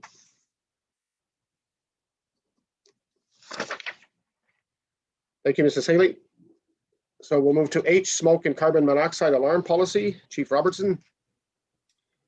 Thank you, Mr. Mayor, through you. Tonight, basically in the province of Ontario, for the past 15 years in regards to smoke alarms, and the past 7 years for carbon monoxide alarms in various residential situations, the legislative requirement to have smoke and carbon monoxide alarms has been a requirement in Ontario in law for that amount of time. Tonight, I'm bringing forward a policy. I'm looking for some guidance on whether we want to go further with a bylaw to develop a smoke and carbon monoxide alarm policy. In Ontario, as council is well aware, for a municipality to charge a fee for a service, it needs to be adopted by bylaw. So on that note, in Ontario, it's the owner of a residence who's ultimately responsible for the installation and upkeep of smoke and carbon monoxide alarms. The fire code also states that when the fire service responds, we must and we find a non-compliance situation, we must ensure that the residence is protected prior to our leaving the scene. And that we have a couple of different ways we can manage this situation. One is that we can issue Part 1 tickets under the Provincial Offences Act. This leaves some follow-up issues with our paid on-call staff, as only the fire chief and the deputy fire chief, in addition to our bylaw officers and our building officers, are capable or allowed to issue Part 1 tickets.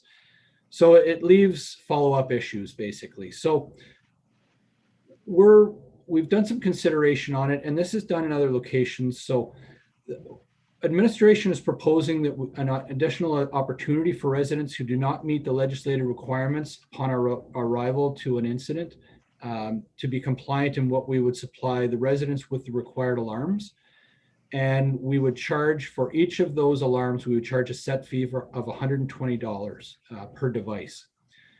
So that $120 per device would be charged back to the property owner on through our various payment platforms, and also it can be charged against the tax roll at the end of the year. So in the staff report, I explained basically in a theoretical average response where we have 2 vehicles respond, and if we use the provincial standard per hourly rate, basically an hourly response for our fire service, including vehicles and staffing, comes up to $1,134 per hour. So that's the cost to the municipality to respond to these incidents. And basically, what we're looking to do simply is ensure that our residents are following the legislation and their requirements as such, but we're also trying to come away with a seamless and simplified manner for the fire service to address those incidents when we do come upon them. So if we can supply a fire alarm right there, we can install it for the resident. And I'm talking about a single or multiple, depending on the situation, but we can install them for the residents, we can install it in the proper way, and we can leave knowing that that property is, that we have no further liability due to the residents not having an alarm. And we can be confident in that. And it also simplifies the stock that we carry. We don't have to go back and make follow-up visits, etc. So this basically is a requirement of all the residents and landowners within the municipality across the province. And we're just looking for a way that we can simplify our response to these issues. So basically, there would be no cost to the municipality, as all monies brought in from this policy and this would go back to purchasing the devices that we install and our labor and our response costs. So basically, I'm looking for comment of council. If council would like to see us move forward with such a policy, I can develop the bylaw after with your recommendations, and that bylaw would be brought back to council. So, are there any questions or comment of council? Okay, thank you, Chief Robertson. I have a quick question for you. Do you normally do this on an annual basis, doing a door-to-door campaign in regards to seeing if people do have carbon monoxide and fire alarm systems, or not alarms, but smoke detectors, I guess? Yes, thank you, Mr. Mayor. So basically, numerous times through the year, predominantly in Fire Prevention Week, we do considerable outreach to our community. In those type of situations, it's our mandate, it's our desire to educate the public and ensure the safety of our residents. In those types of applications, we'll come up with some type of a system. We actually do give away fire and CO alarms now through various means at our community events, or sometimes some of our residents just need help and assistance for certain reasons. And we're fully open to donating materials to those, but the vast majority of our community, they're well aware. Part of this policy will be significant outreach to the community so that they're well aware both of their requirements. We'll continue to do that, but also that there is a new policy coming forth that there actually will be fees. We don't like to call them fines, but there will be fees issued when for those in non-compliance. So. Just to go along with that, when you do the door-to-door campaign, out of 100 homes, how many people would not have or would not comply with the either fire detectors or the carbon monoxide? Well, just as an average. Just as an average, I would say that non-compliance, and there's various degrees of non-compliance. Sometimes people are unaware that there's a 10-year life expectancy of, or a 10-year life use of smoke alarms and CO alarms. Some people honestly just have forgotten about a certain one, or they did not know that there needed to be one on another floor or in another area of their home. And then there, of course, are those who flagrantly remove batteries or don't install them because they either don't believe in them or they see them as a nuisance. Those really, I would say sort of come back to your question, I would say probably 25% or greater of our home visits, be they on our preventative visits or on our emergency responses to those locations, I would say we could probably be assured 25 to 30% of our visits, people would be in contravention. Thank you. Deputy Mayor Warden. Through you, Mr. Mayor. Chief, I'm not crazy on this. I don't like the idea. Is this bylaw an absolute necessary for us to be in compliance for any provincial regulation? So the provincial regulation means that if we come upon a situation of non-compliance, we have to rectify that. So we can wait while they go to the store, and a smoke alarm or CO alarm basically is to protect the property. So if they have to leave to go and purchase one, we almost need to remain on site. We've tried numerous things over the years where we have lent out alarms to people and asked them to return them.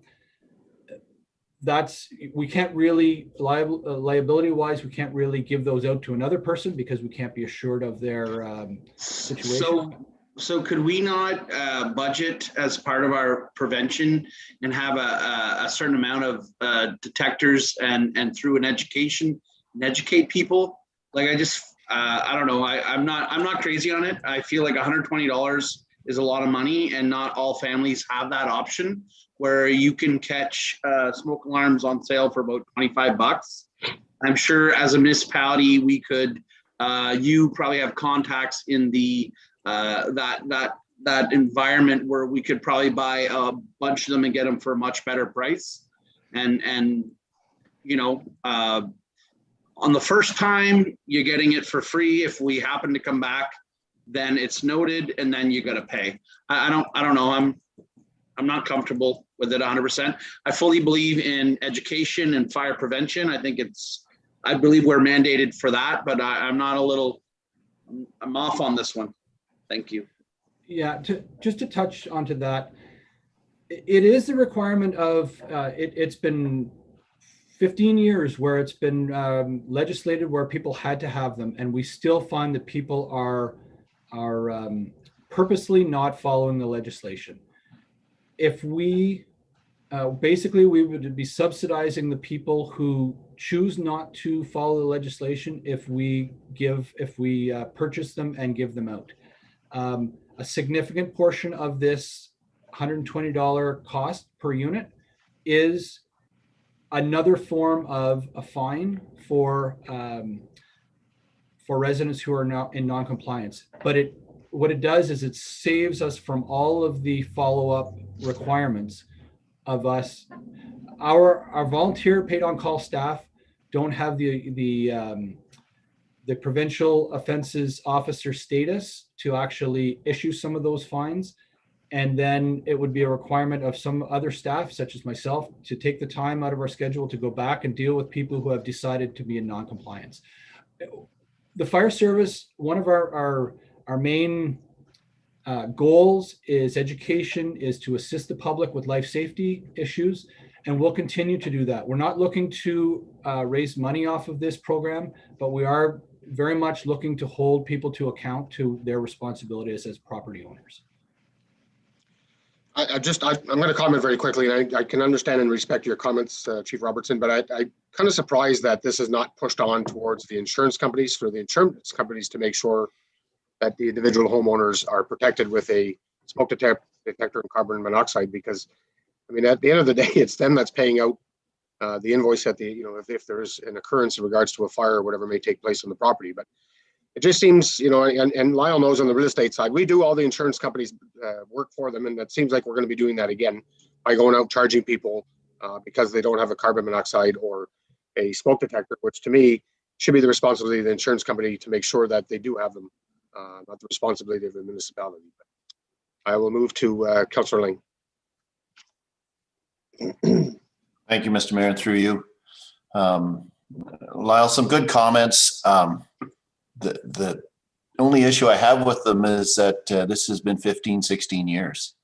And what you're saying is what we've been doing.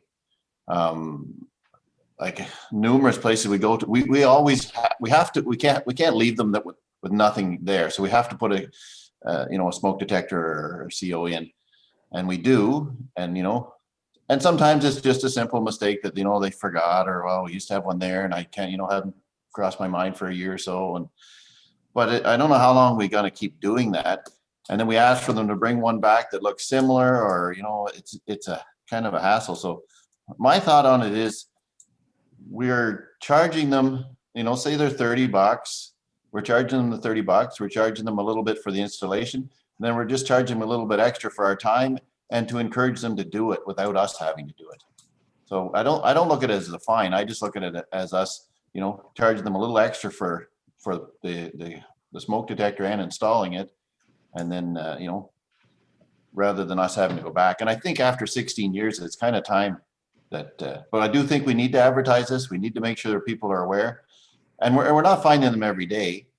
And I don't know what Chief Robertson thinks of this, whether we've always kind of had a little bit of a grace period when we do the door-to-door in the fall. If we find something, we kind of, say, okay, well, maybe we could have a half price sale or something when we do door-to-door. We do it for half the price at that point, or, because at that point we're not going to a call. We're actually knocking on their door and asking them to invite us in to their own home, which they don't need to do. Some people don't, but most people will let you come in and check their smoke detectors for them. So at that point, maybe we could do something a little bit different if we're actually knocking on their door and it's not an actual call. But I do think it's time that we did something that was a little, not too heavy-handed, but just a little bit more of a nudge that people get this down after 16 years. It's time. Thank you. Deputy Mayor Warden. Through you, Mr. Mayor. Yeah, I don't disagree, Councillor Lang. I have a problem with the fee, and I think it should be waived. And I think that I think it's great that, and I have no issue with the bylaw. I have an issue with $120 per unit. I'd rather see staff just have a cache of them in hand, and then we install them, including part of our education budget. And I mean, if it's someone who's like, you'll know when. I feel like we're going to spend more time chasing that money than what it's worth. If we were to just hand them over and install a property in and out and on to the next house. The issue is what's being proposed for the fee.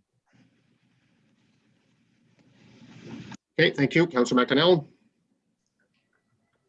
Through you, Mr. Mayor, I have no issue with the bylaw. I understand where the chief and Councillor Lang are coming from with it. I do, however, agree with with Deputy Mayor Warden. $120 is pretty steep. If they're $30 we're paying, just charge them $30. And if we don't get it, well, I don't say we go knocking down the door and trying to get our $30. I think if they're willing to pay it to the township on their taxes or something, great. But personally, I'm not in favor of charging everybody who we catch without a smoke alarm $120 a pop, because I'm sure there's people with a few in their house and then they find out, well, you should have one in this room as well, or etc. I'm sure that's most of the issues with them. I'm assuming anyways, because I know I wasn't under I was shocked how many you need in a simple house as well. So just not in favor of the 120. Okay, thank you. I'll go to Chief Robertson, then Councillor Jaworski.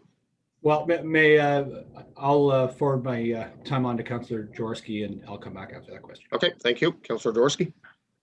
I would have liked to hear what Chief Robertson has to say. Sure. I mean, part of me, maybe I'll ask the question to Chief Robertson just for clarity before I give my comments. But when we go to when there is a fire, like, how are folks, like, who make a call for our services, how do we charge them? My understanding is we don't. This is a service that we provide and we absorb the cost entirely. Yes, through you, Mr. Mayor. All our responses at this time are basically paid by the tax base through the operating budget. And we'll continue to do that. We want people to be confident and comfortable in calling the fire service for emergencies. We don't want them to second guess it because they think that we're going to be charging them a fee for our response. That's not what we do. So, yeah. Okay. Thank you. No, so I guess, I mean, it's similar to me like an issue like with seatbelts. Like we ask people to wear seatbelts so that we're not dealing with as many horrific injuries after, car accidents with our, Medicare system. And I guess I kind of look at these having working smoke detectors in your home as sort of, it's the law, and it's also a way of doing your part to keep the costs of our fire services down, and as well as to keep obviously the tragic potential consequences as well down. So I hear what Deputy Mayor Warden is saying about the cost. Perhaps that's something that we could work on about making the cost, but I think, it's been 16 years. I've had the firefighters come to my home and ask me about my smoke detectors, and that's a huge amount of time and effort. And if people are still not getting the message, I think perhaps we need to try to maybe incentivize it a bit more, but also, be compensated for the extra time and effort that we have to put in for folks that are for whatever reason aren't getting the message. But and it sounds like there's quite a few that when you go and you attend to calls that there is a fairly significant issue. But I mean, maybe look at it as a sense of this. So if you come to a place that has no fire detectors, maybe you have a certain fee. But if it's like what Councillor McDonnell is saying, that it's just 1 out of the 5 that they should have, that maybe we could be a bit more, that's someone who's trying to make an effort. But when you come to homes that clearly have none or no interest in doing this, that, those are the folks that need a little bit more encouragement. Okay, so might I make a suggestion, Mr. Mayor? First, I'm going to preface with some good news. We often, a lot of the structure fires and recently structure fires that we've attended, smoke alarms have alerted the residents, so they're doing their job. They're a proven technology. Just last week, we had a young teen who was notified of a fire within the home, escaped the home, actually left the home in smoke, and the home was completely lost just due to weather situations and the home type and the type of fire. So these devices do work. It's not our intention to raise funds for this. What I might suggest then is if we were to consider, whenever I bring this back to council, we could reduce the price per device, and we always have the ability to go back and issue Part 1 tickets against property owners who we think are who really aren't following the law. If someone is by accident, we'll say, not following fully, or just is in non-compliance for that type of a situation, then we can give them the option. But on a operational standpoint, is we cannot leave that property until it is covered and protected. So, and protected properly. We can't just hand them one device and hope that they'll install it in the right location. We have to make sure it's done properly. So I can come back with a lower set fee per device, and because we always do have the ability to come back with legislated Part 1 tickets. So. Okay, I think that would be more satisfactory to the members of council. Chief Robertson, if you would, please. So I do have a motion. I have a motion moved by Sam McDonnell, second by Martin Lang. Be resolved that the staff report 881-2021 be received, and that the council direct administration to prepare a bylaw to adopt a smoke and carbon monoxide alarm policy for the township of South Glengarry. So all that this is doing is allowing for them to do a policy, and we would have the right to question the policy once it comes back to the council at the time. So all in favor of the motion? Okay, motion is carried. Thank you. Thank you, Chief Robertson. Okay, next on the agenda is the Public Works Facility Site Works. We have Chief Robertson and Mr. LeBlanc. Yes, thank you, Mr. Mayor. So in February of this year, a tender was awarded for a new public works facility on Airport Road. It was awarded to Grant Marion Construction with a value of $1,179,000. The scope of work for the facility was for the contractor to supply all labor, materials, and equipment of the building itself. On that same February 16th council meeting, our former infrastructure manager had proposed to council that the estimated cost for the site works, which is basically all the underground infrastructure and driveways, all those types of the yard work, would be a separate item, and that separate item was budgeted at $250,000. So the scope of work for that outside civil and site works would be the removal of topsoil, overburden throughout the entire project space, site grading, which is everything to prepare it for the addition of aggregate for the driveways, the yard works, etc., and the final everything right down to topsoil and to lawn to tie that all together. The construction of underground drainage infrastructure, including stormwater retention basin, oil and grit separators, etc. The supply and install of the septic system, and the supply of approximately a little over 6,000 square meters of aggregate for the driveways and the yard. So I'm going to, right now, I'm going to share my screen, and I'll provide the overview of the site to council. So I'm just going to do that now.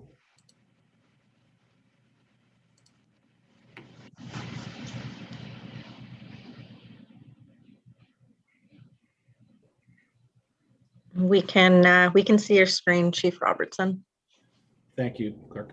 Okay, so basically, this site on Airport Road currently houses the material storage facility.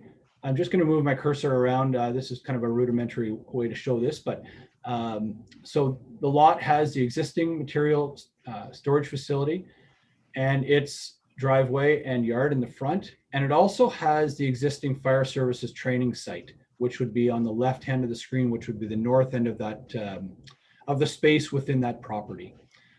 So directly in the center is where the location where we are about to begin the construction of the public works facility. That facility is a little over 1,000 square meters garage facility. It houses offices, stock room, and the 10-bay garage with a possible future expansion in years to come if council so desires.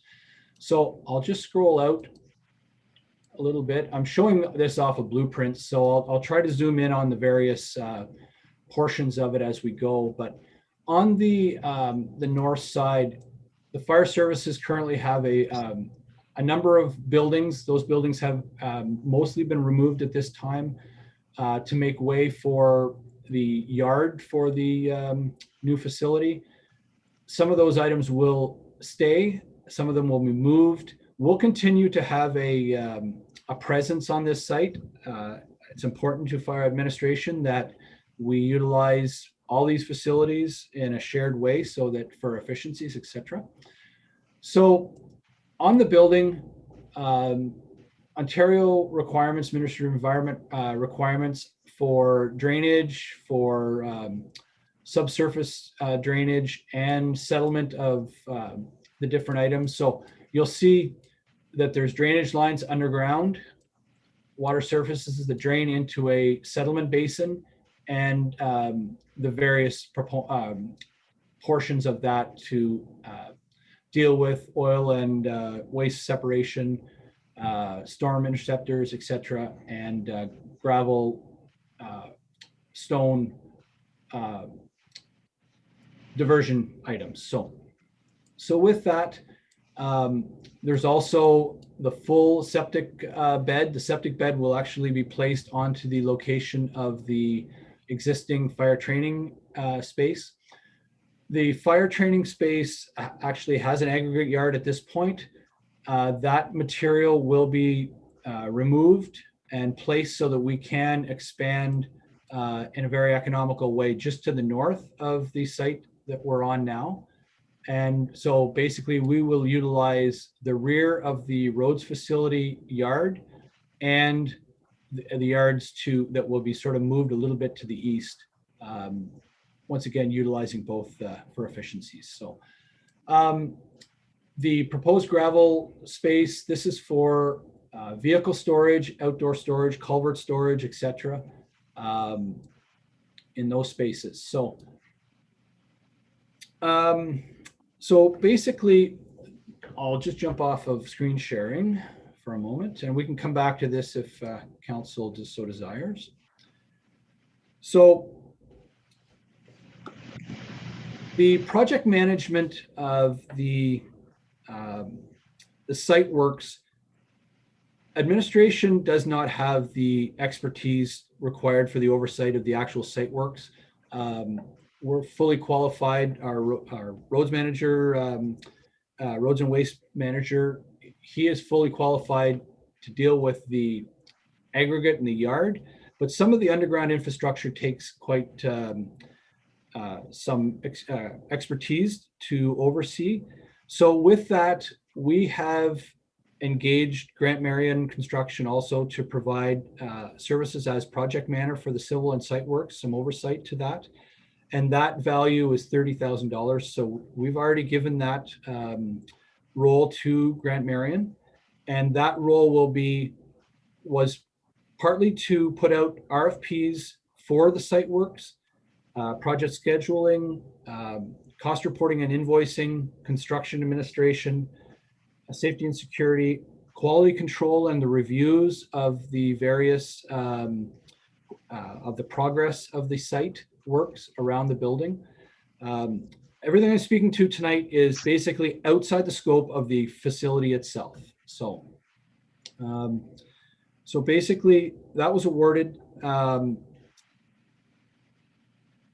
Marion issued an RFP on May the 10th to 5 prospective civil contractors who would have the experience and the capability to carry out the proposed work. 3 of the 5 returned bids for the work. Those return bids were Malian Excavation, Louis W. Bray, and Cornwall Gravel. RFQ also requested unit pricing. So basically, if there is any work that needs to be done outside of the scope, such as some minor work, if we have to move some of the items so that we can efficiently and more cheaply rebuild the fire training space, we want to preserve all the aggregate and materials that are there that have to be removed out of the site. We want to make sure that those are conserved for our use after the fact. So part of the RFQ also asked for per unit pricing, and Malian Excavation was a low bidder for all the requested labor positions and equipment. So basically, of the tenders that came back, the low bid came in from Malian Excavation at a price of $525,000 plus applicable HST. Basically, the perceived reasons for the additional financial requirements are, so this is more than was budgeted. This is more than was estimated during that initial staff meeting, that staff report during the council meeting on February 16th. That estimate was $250,000. The bid has come in at $525,000, so over double that. The reasons we suspect are, we have a clear view and understanding of the requirements of the project to meet industry and legislative requirements at this time. There are also, everyone's well aware of what's happening in the construction industry and with trades and with commodities at this time.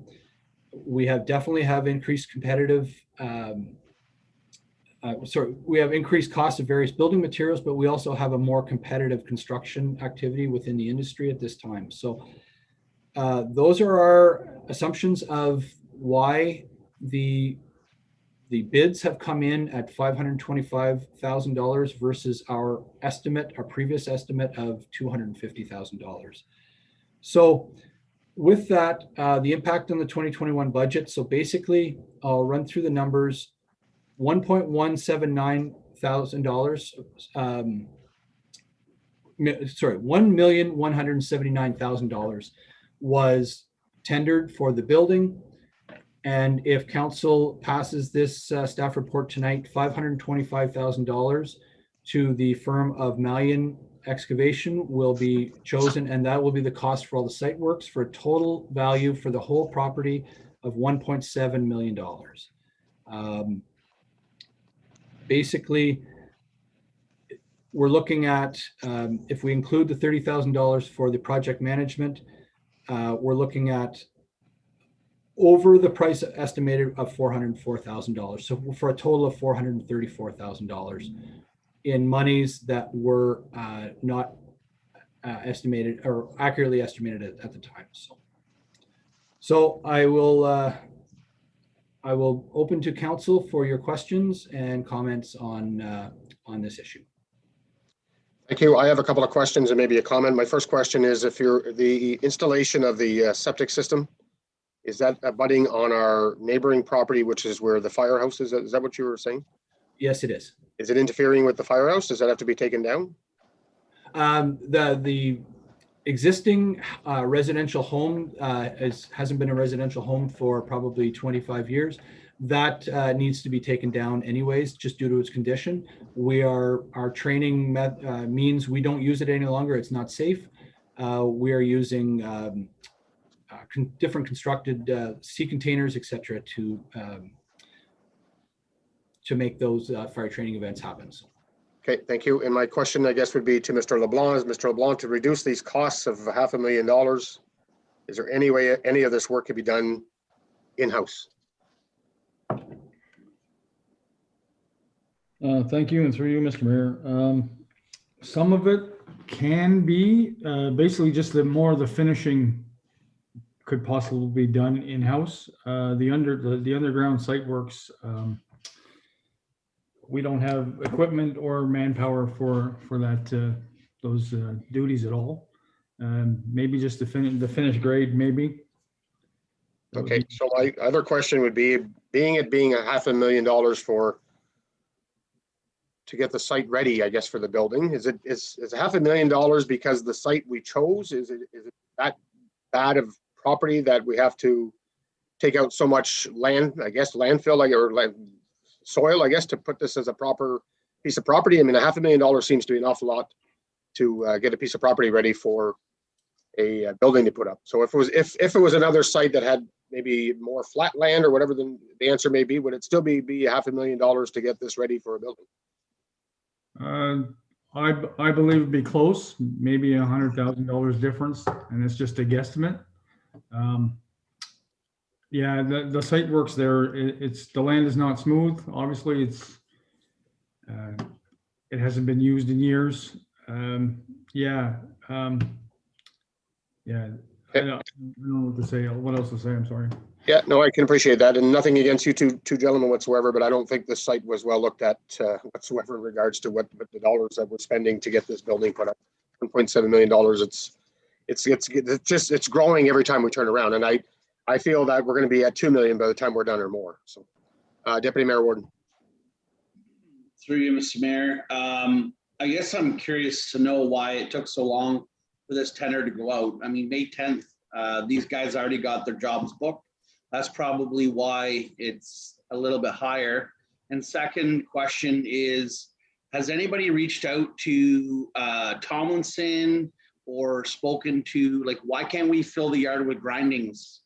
There could be huge savings as opposed to going in with normal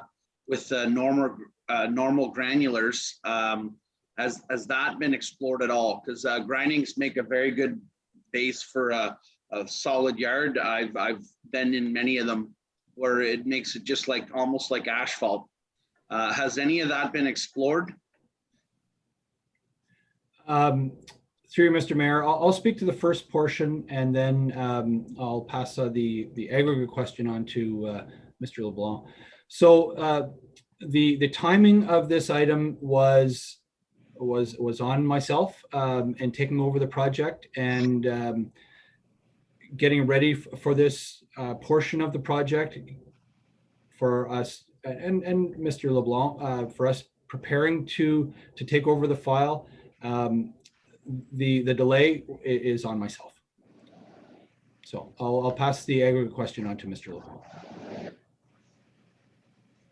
Okay, thank you. The aggregate, as far as the aggregate, you still need a solid base, Mr. Gordon.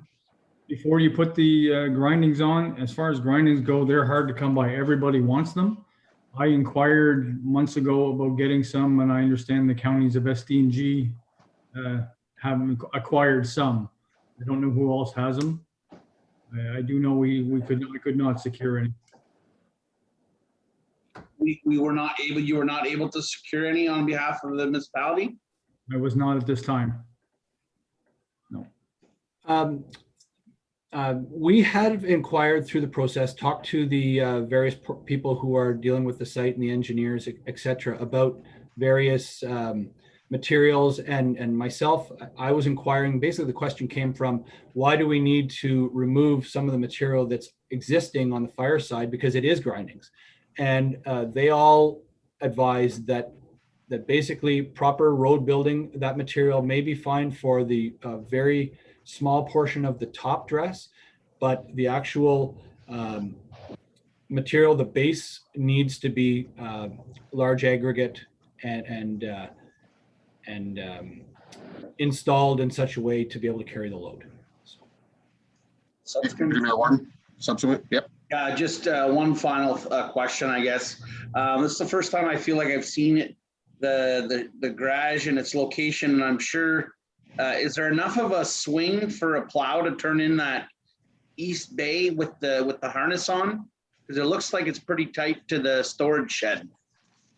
When we're looking at the picture, you're probably, we have 75 plus feet on both sides. Definitely in between the, I think it's closer to 80 feet. It's 30 to 35 meters, basically between the buildings. You're seeing in the picture, the actual apron that you're seeing around is the tapered soil at this time. So that material will actually be removed, and the yard will be brought right up to the side of the facility, material facility. To your comment, Mr. Mayor, with the budget, basically there really are only two parts to this item. They would be, there have been no cost increases to the facility. Those prices have all been held. It's been tendered, and so the only other tendered item would be for the site works.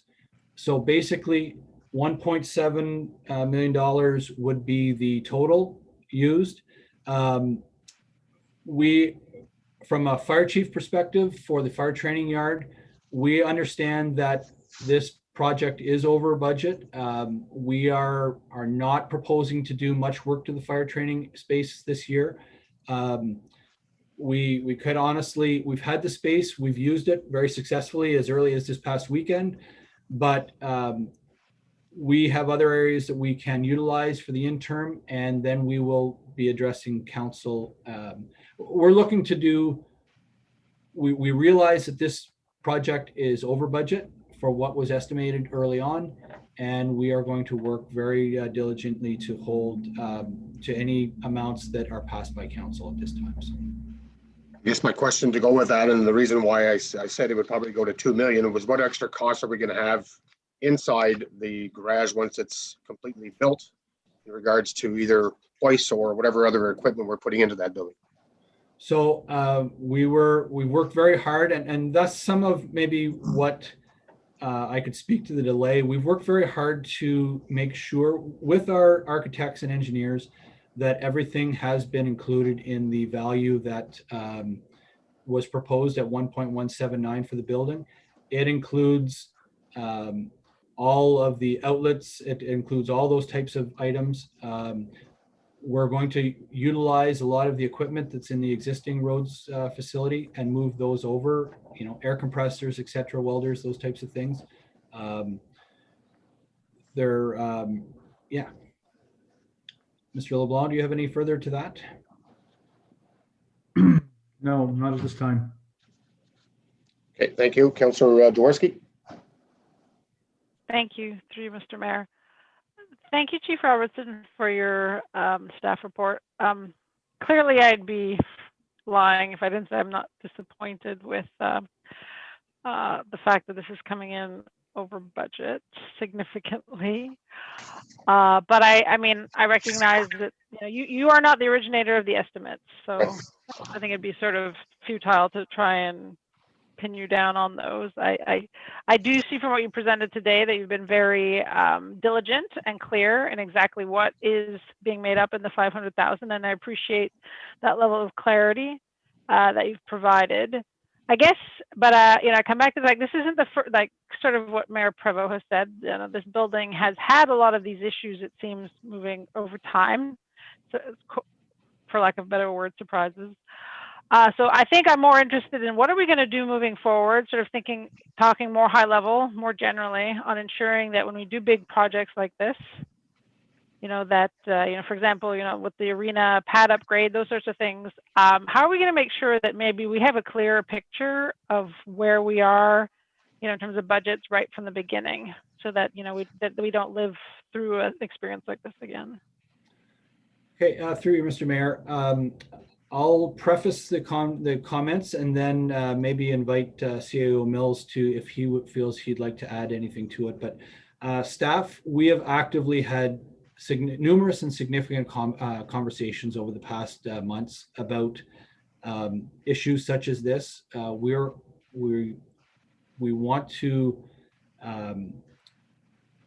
increase our ability on project management, on estimating, on procurement, so that we can ensure that these large projects have a better flow than this project. This project, as council and previous council are well aware, it has a long history to this project, and we can assure you that staff are well aware of that history. And we have almost daily conversations about how we can make items such as this be more successful. Okay, Deputy Mayor Warden. Yeah, through you, Mr. Mayor, and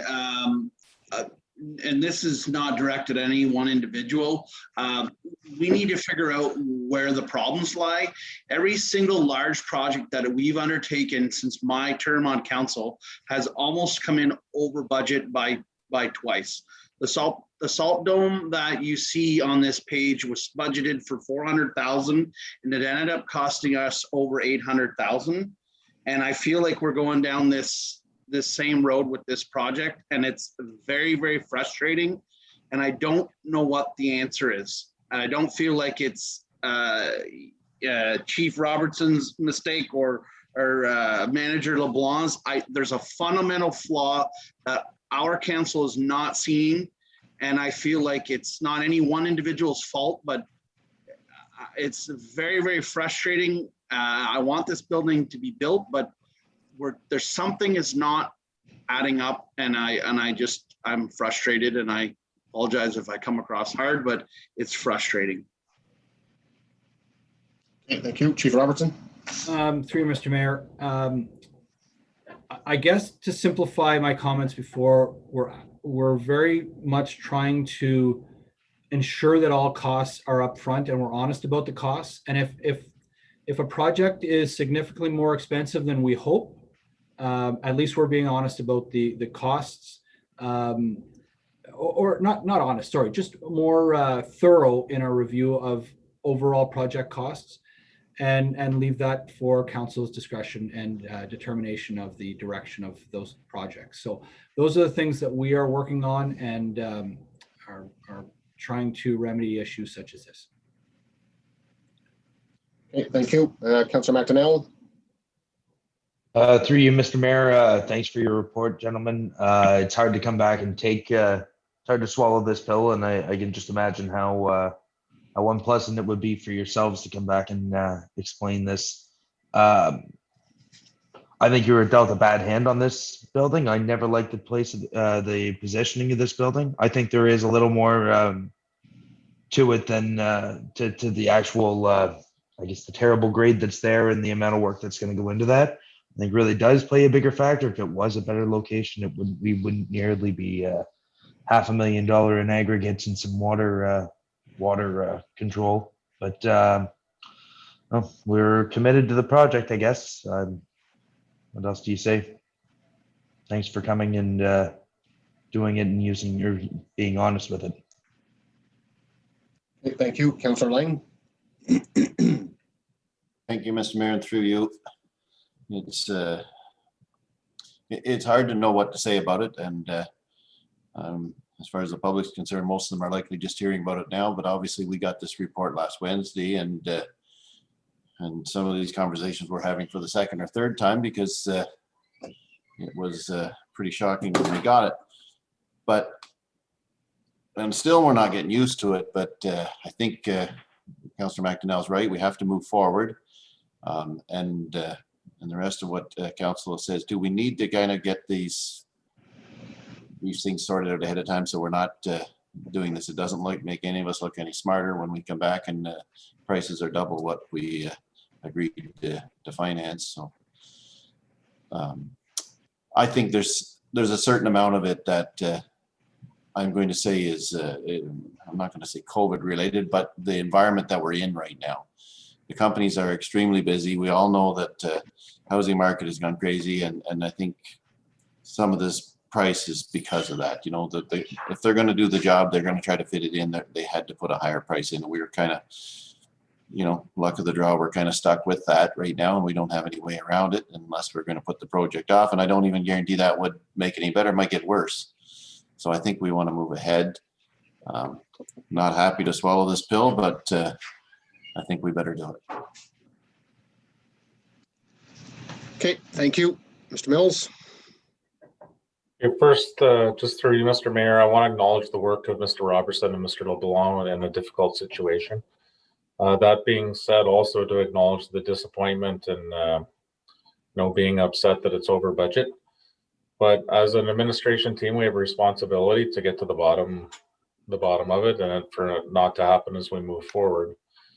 I brought it to the table a few times to acknowledge a few things, that sometimes the upfront costs, whether it's an engineering cost or a study or a combination of those, can, I'll just put it out there. Let's say it was 5,000, 10,000. The upfront cost would be well spent, I think, because in every instance that you highlight, then it's on an overspend.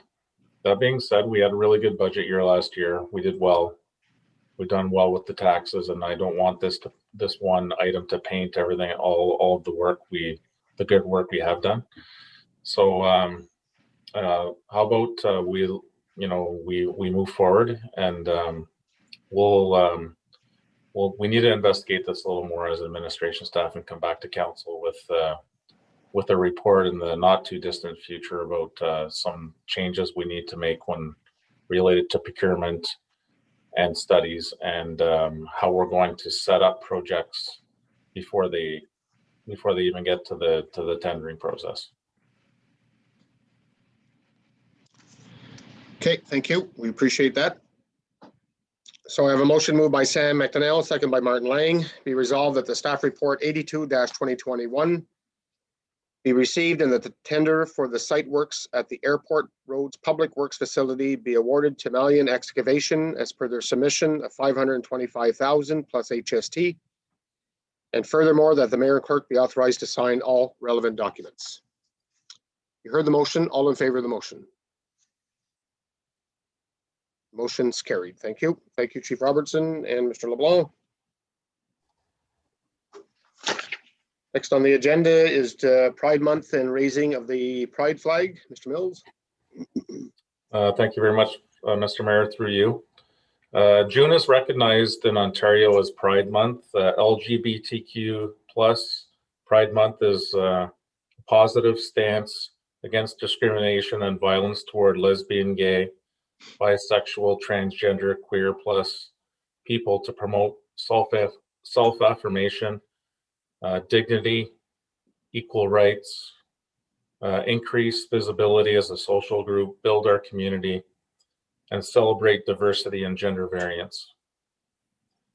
A resolution by council tonight would recognize Pride Month and supports our township's commitment to diversity, equity, and inclusion, and increases awareness and acknowledgement of the LGBTQ plus community by celebrating equality, inclusion, and empowerment for every member of the LGBTQ plus community in South Glengarry.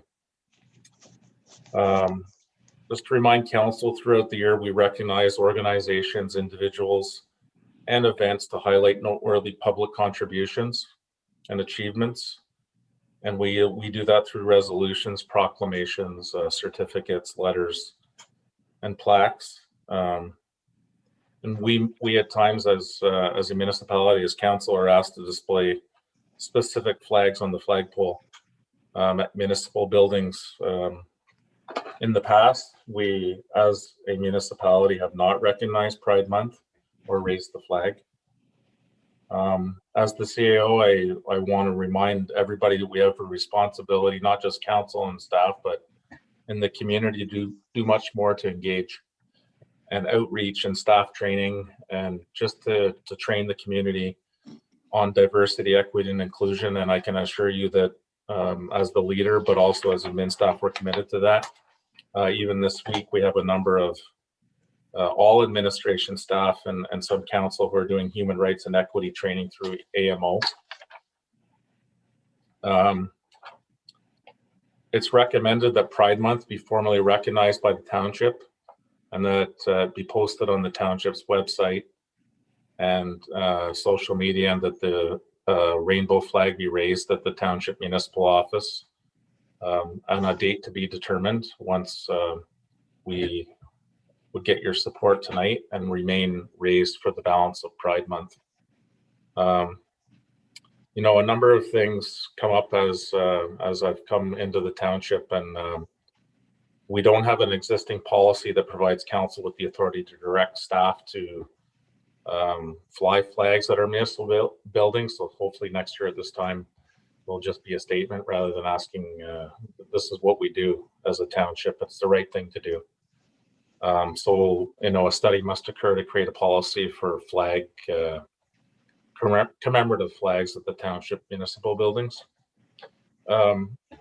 Recognition of Pride Month reflects inclusion and conveys an important message of equality, which honors a township that we want to be proud of and progressive. So a little bit emotional, I guess, at the end of that, but thank you very much, Mr. Mayor.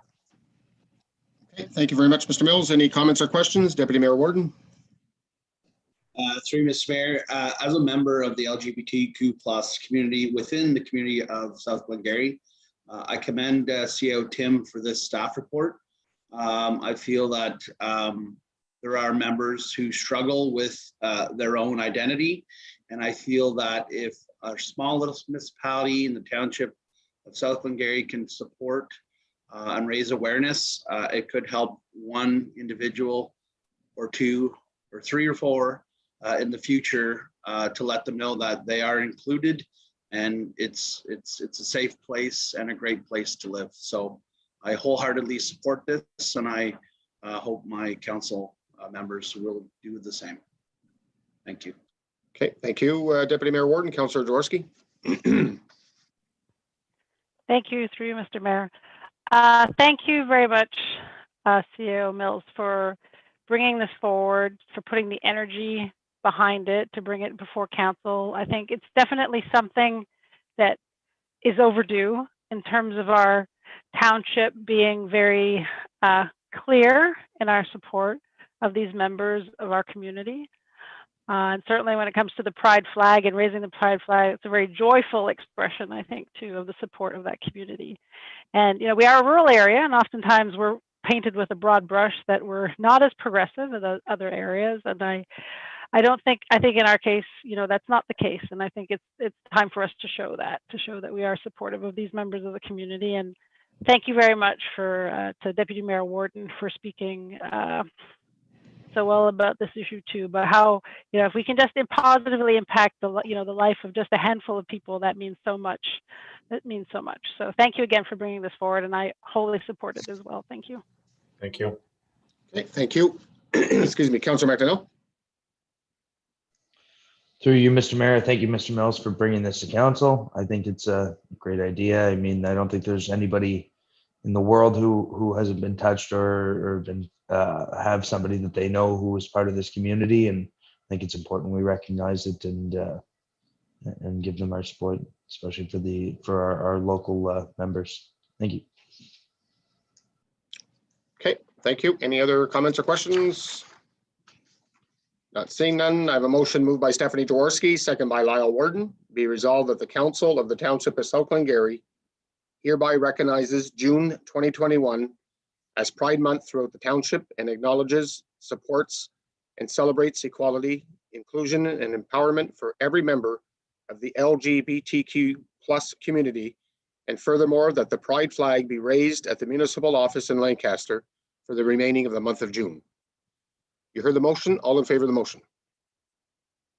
The motion is carried, and thank you, Mr. Mills. Like the rest of the members of council said, thank you for bringing it forward and acknowledging it. As you said in the past, we have not acknowledged that, so we look forward to continuing in the future. So thank you. Thank you, Mr. Mayor. Okay, so we'll move to 7B, which is other business, speeding vehicles, South Lancaster. Deputy Mayor Warden. Yeah, through you, Mr. Mayor. As many of you are aware, I think we're all members of the I Love South Lancaster Facebook group. It's a very active group, and they raise a lot of awareness to the issues of their little corner.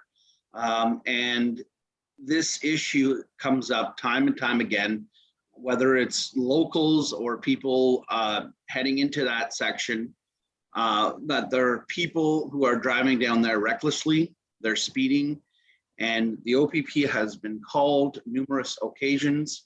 And I feel with our little gem of the docks and the wharf down there, and with the conditions of COVID and everybody just wanting to catch a breath of fresh air, I feel our municipality has a further due diligence to figuring out a way to safely mitigate the speed of traffic down there.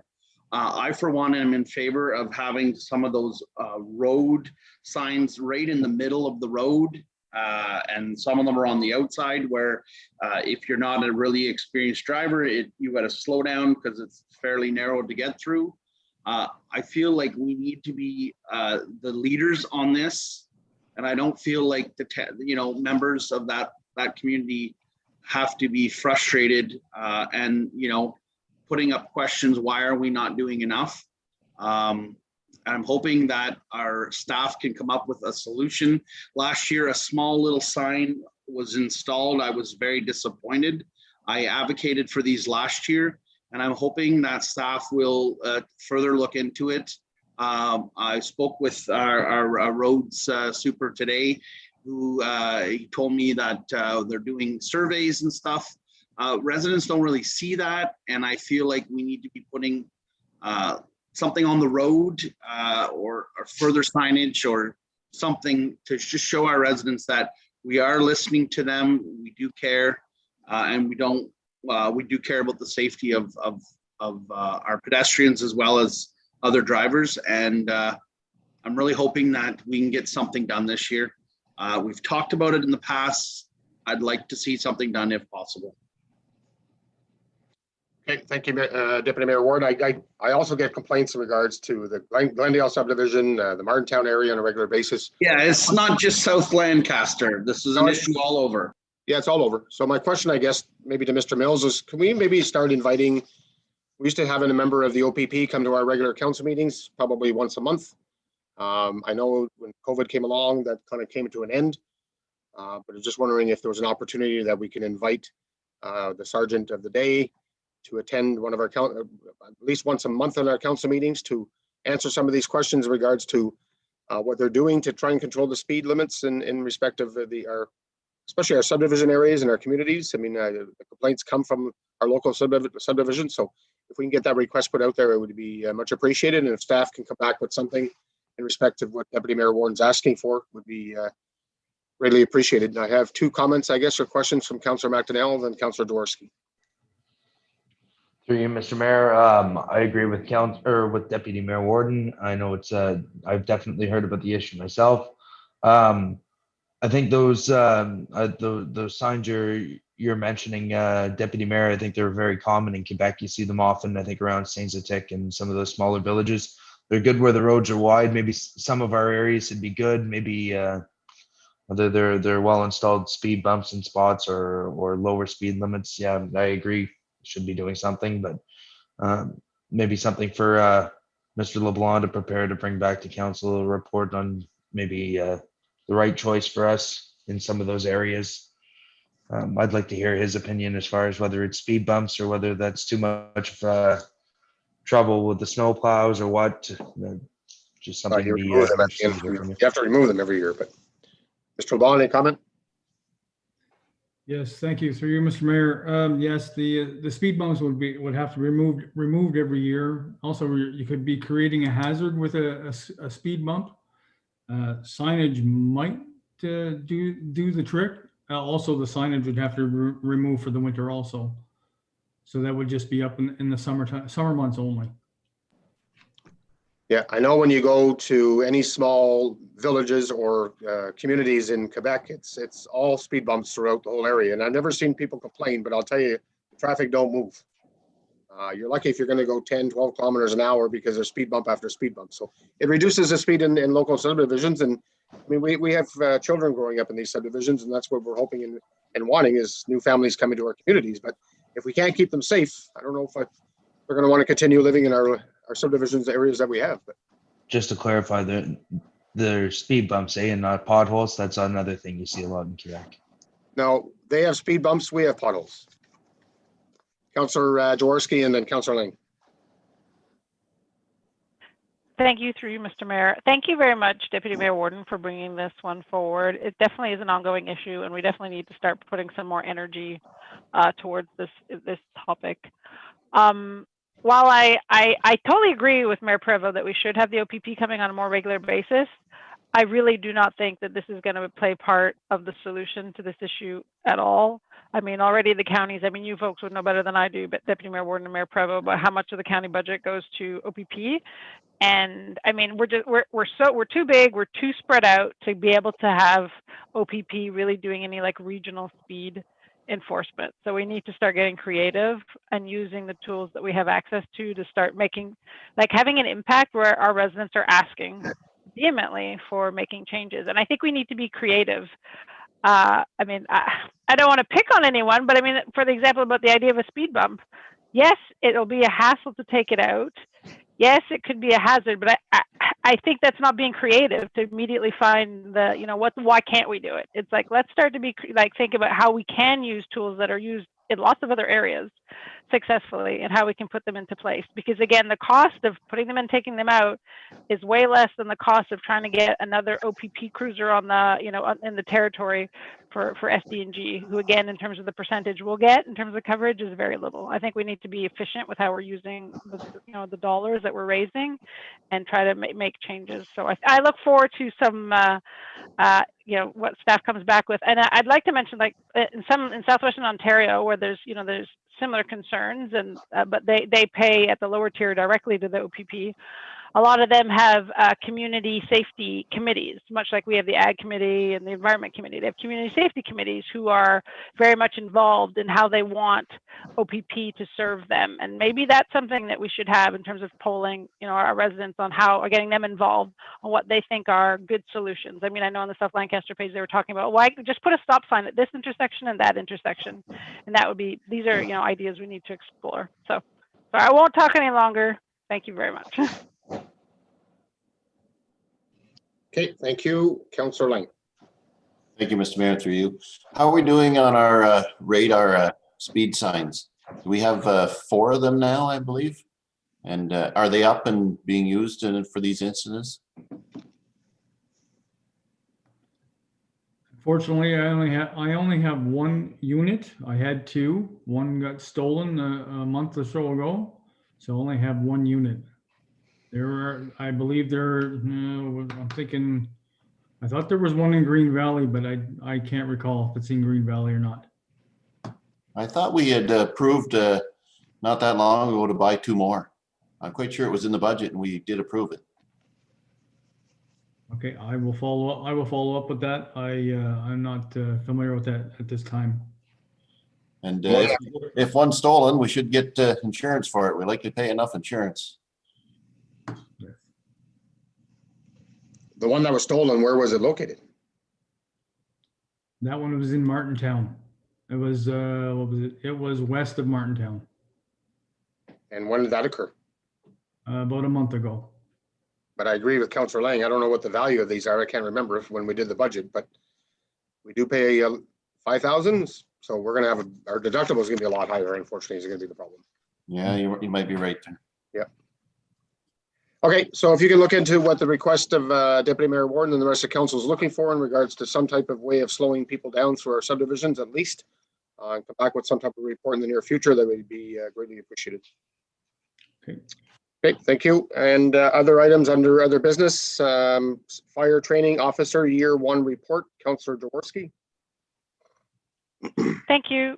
Through Mayor Provost, I just wanted to thank Mr. Walker for putting together the report. You know, when council approved this new position, the Deputy Fire Chief Training Officer position, I was adamant that we get a review, you know, of the accomplishments of this new role after it had been existed for a little while, just because, you know, it had a very clear mandate to improve the standardization of the training offered to the fire department, as well as, you know, the workplace safety training that we have for all our municipal employees, as well as the tracking of all the training of these folks. So I really appreciate the detailed report that you put together and all the improvements that you've brought about. And I think it's important to note that, so you're doing this for over 150 individuals at the township now. So that's, you know, that is a large number in any organization that you're organizing training for and tracking training. So my question to you is, so how do you think that this new, you know, sort of uniform approach, you know, same for every station that we've implemented at the municipality, how do you feel that that is helping, you know, our operations overall? Thank you for the question, Councillor Jaworski. Through you, Mr. Mayor. I think it's something that we're definitely working on. It definitely raises safety. I think for me, safety is number one. So it's definitely raising that level of safety and the efficiencies, especially whenever we're doing that multi-response calls, the bigger calls where we're calling in other stations. So we're more efficient that way. And also the professionalism too would show through with that training as well. I mean, we do definitely have a long way to go. We are definitely headed in the right direction. Pretty proud of where we've come from. I've been on the department for coming up on 17 years, so I've seen a lot of changes, and I believe this change is one of the biggest positive changes that I've seen in the last 10 plus years. So definitely headed in a very positive direction. So operationally, it will definitely make our jobs much easier, just because we all have that common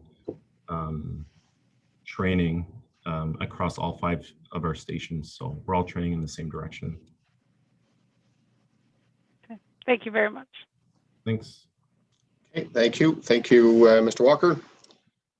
The next item was the new community signage and illustration pole. Councillor Jaworski. Thank you, through you, Mr. Mayor. So great to see that report. Great to see that the sign bylaw or the template of new signs, you know, that we worked on earlier in our term is coming to fruition. So I have a couple of questions, comments related to the report.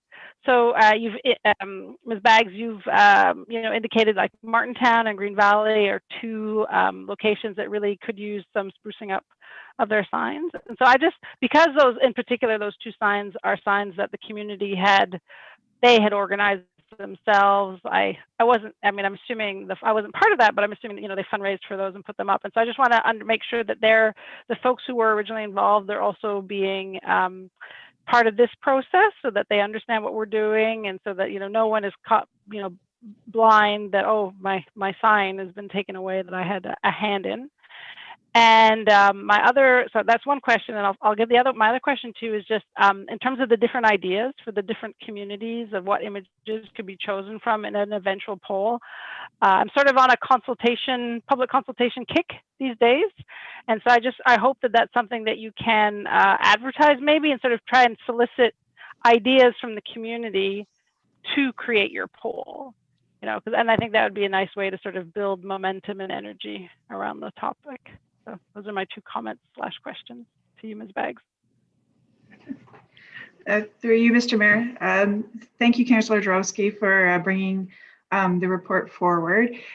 This is a really exciting project. It's been something that we've been looking into for since I first started at the township, actually, back in 2018. So it's taken a little while to get to this point, but we're finally here. Basically what I did was I just went around to all of the different hamlets within the South Glengarry and took pictures of all of the different signs that are existing and kind of created an inventory as to which signs are in the least, they're either really poor condition or they're not necessarily branded signs, they're just more generic county signs. And the communities that came to the top were Martintown and Green Valley, Lancaster and South Lancaster. Specifically to Martintown and Green Valley, to your question about if community members were consulted. And yes, so hopefully there's a lot more people that join the conversation and provide their comments and their feedback. But we've had really positive feedback so far from community members.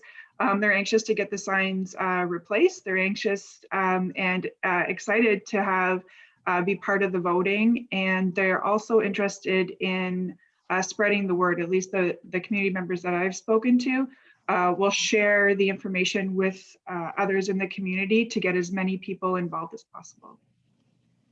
And to your point, I'm sorry? No, sorry, I didn't realize you were going to keep going. Sorry, go ahead.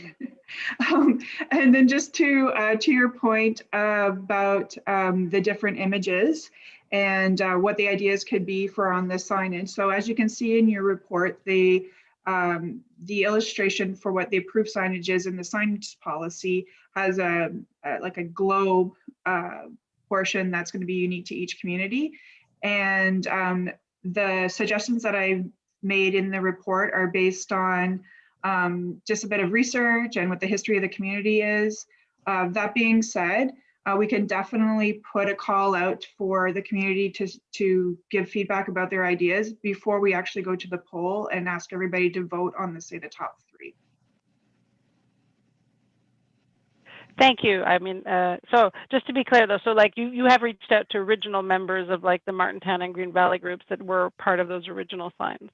Yes, they're not. Okay. They're not all with us at this time. No.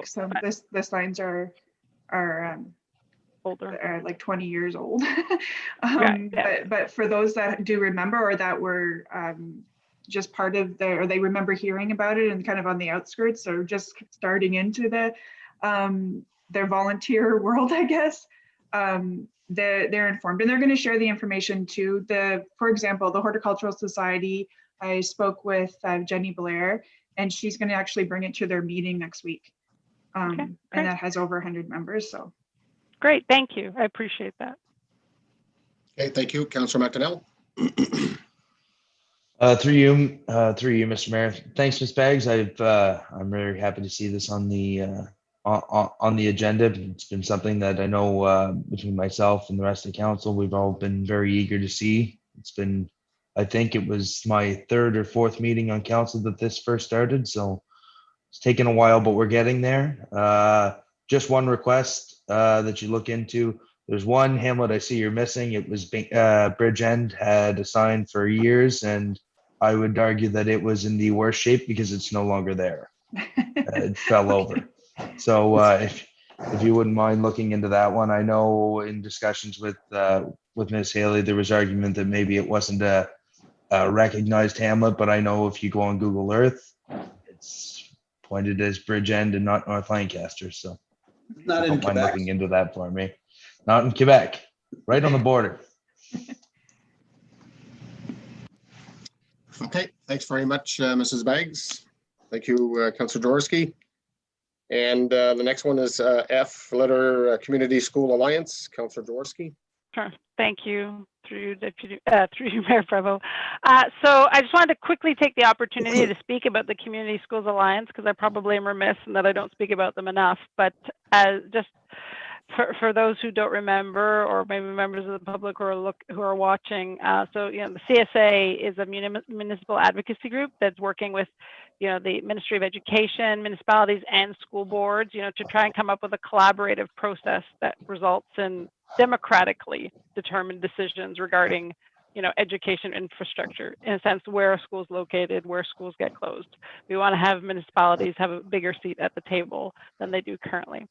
So South Glengarry is a member of the Community Schools Alliance, and because South Glengarry is a member, I'm able to run to be on the executive of the Community Schools Alliance, and I am a member of the executive of the CSA. The letter specifically that we got in the package is referring to how we have our AGM in August. We postponed the one last year due to the pandemic, but now we're going to have a virtual AGM, and we always do it around AMO. So certainly everyone is welcome. It's a good opportunity to come and listen to what the CSA has been up to in the past year. We're always at every opportunity, Roma, AMO, we're doing delegations to the Minister of Education. And one project that we've undertaken recently is we're funding, and so this is with the membership dues that the different municipalities pay. We funded a study that is currently ongoing that is comparing, the socioeconomic factors of communities that have schools versus communities that don't have schools. Because I think, a lot of people know intuitively that a community that has a school has better outcomes than one that doesn't, but we don't have any Ontario data to really be able to say that definitively. And so the point of this study is to be able to have that data to conclusively say, this is clear that a community with a school has better outcomes, in terms of, job, employment, less on social assistance, education rates, et cetera, have better outcomes with a community that has a school. So and it's important to mention it now because it's a nice complement to the great work that the counties have funded with their, the consultant that they've hired that is focusing more on sort of the policy things that can be changed. So this would be a complement to that work, again, supporting it. So certainly if anyone has questions about the CSA, by all means, ask them. And thank you for, continuing that South Glengarry continues to be a member of the Community Schools Alliance. We do good work. Okay, thank you, Councillor Jaworski. Deputy Mayor Warden. Through you, Mr. Mayor, I would like to thank Councillor Jaworski for all the hard work that she does on this file. I believe it's what led her to where she is today at this table. And the community certainly has benefited from that and from the hard work that she and many other countless volunteers have put in over the number of years on the education file. So thank you, Councillor Jaworski. I really appreciate all the work that you do. Thank you very much, Deputy Mayor Warden. I appreciate your words very much. Thank you. Well said, Deputy Mayor Warden. I'm sure that's represents all the words from all members of council. I know you spent a lot of time on that, Councillor Jaworski. So on behalf of council, we say thank you. Okay, the next item is J, resolution, capital gains on primary residence. Deputy Mayor Warden. Yeah, through you, Mr. Mayor. As council is aware, I sell real estate and a lot of people invest in their homes as a mechanism for them to save for the future and, retirement, et cetera, et cetera. There was buzz around in media reports that the government was considering, mulling around about potentially taxing and capital gains. And I don't know if we could support this this bylaw from this little community. I feel like this would have a huge negative effect on many of our residents if it was passed. And I think we are a small municipality, but I think we need to throw our weight behind it and support this resolution and ask the government to find other means to cool off the housing market. I agree. I agree with Deputy Mayor Warren, only based on this is a lot of people's retirement package is their primary residence. And if we start taxing them on that, it'll certainly take away from, a lot of people's enjoyment as they get older in life. So I do have a resolution here, which I'll read very shortly, but Councilor McEnell. I'd happily second that motion. I agree. It's definitely not fair to do to people to put a tax on their family home.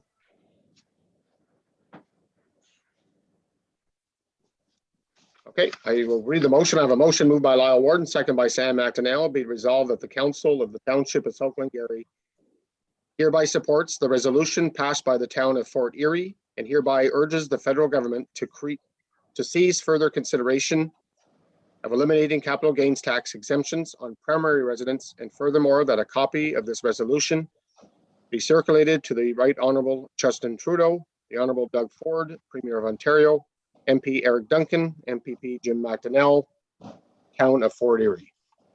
That cover everything, Deputy Mayor Warden? Thank you. I'm satisfied with that. Thank you. Thank you. If I can ask who's all in favor of the motion? I think this is very serious and very important to push through. So thanks for bringing that forward, Deputy Mayor Warden. The motion is carried.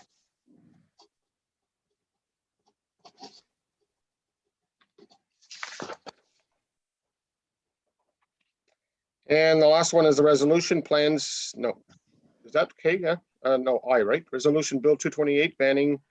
Yep. That's the one. Okay. Go ahead, Councilor Dworsky. Thank you, through you, Mr. Mayor. So I'll admit I'm not, certainly by no means an expert on this topic. And when I was reading through the package, this hit me because we're a waterfront township, and this was the first I'd heard that basically extruded polystyrene foam used as flotation devices in docks can release into the water. And certainly, a lot of these contaminants have a very strong negative impact. And we have the St. Lawrence River Restoration Council, whose mandate is to help clean up the St. Lawrence. So I don't know if this is something, I don't know enough about the topic to say that this is something we should be approving right now, but is this something perhaps, I don't know if staff would have some ideas on that we should forward this on, maybe for some comments from maybe the River Institute or another group who could say, yeah, this is definitely something that we should be looking into further or supporting, or I'm not sure, what's the right way to address it. Okay, thank you. Mrs. Koppel. Yes, through you, Mr. Mayor. We can certainly circulate this to some of our community partners to get some feedback. And perhaps what we could do at that point is bring that back to council, likely for our next meeting on the 21st. If they feel it's something that warrants some support, and we'll bring back the information either way for council's benefit. Great. I appreciate that. I know, again, I'm assuming we're in the township, we're not experts in this too, but it might be something that is very meaningful considering we are a waterfront township. So thank you for doing that. Yeah, no problem. So Mr. Mayor, you can disregard that one resolution for the time being. Okay, thank you. So information will come back at a later date in regards to that issue. I have a motion moved by Sam McDonnell, second by Lyle Warden. Be resolved that the Council of the Township of South Glengarry accepts the items presented as committee reports and for information purposes only. You heard the motion. All in favor? Motion's carried. I have a motion moved by Martin Lang, second by Stephanie Jaworski. Be resolved that the Council of the Township of South Glengarry convene to close session at 9:58 p.m. to discuss the following items under Section 239 of the Municipal Act. A meeting or part of a meeting may be closed to the public if the subject matter be considered is labor relations or employee negotiations, staffing, a position, plan, procedure, criteria, or instructions to be applied to any negotiations to be carried on by the municipality, and for information report. So you heard the motion. All in favor of the motion? Motion's carried. Thank you. I'll ask Mrs. Campo to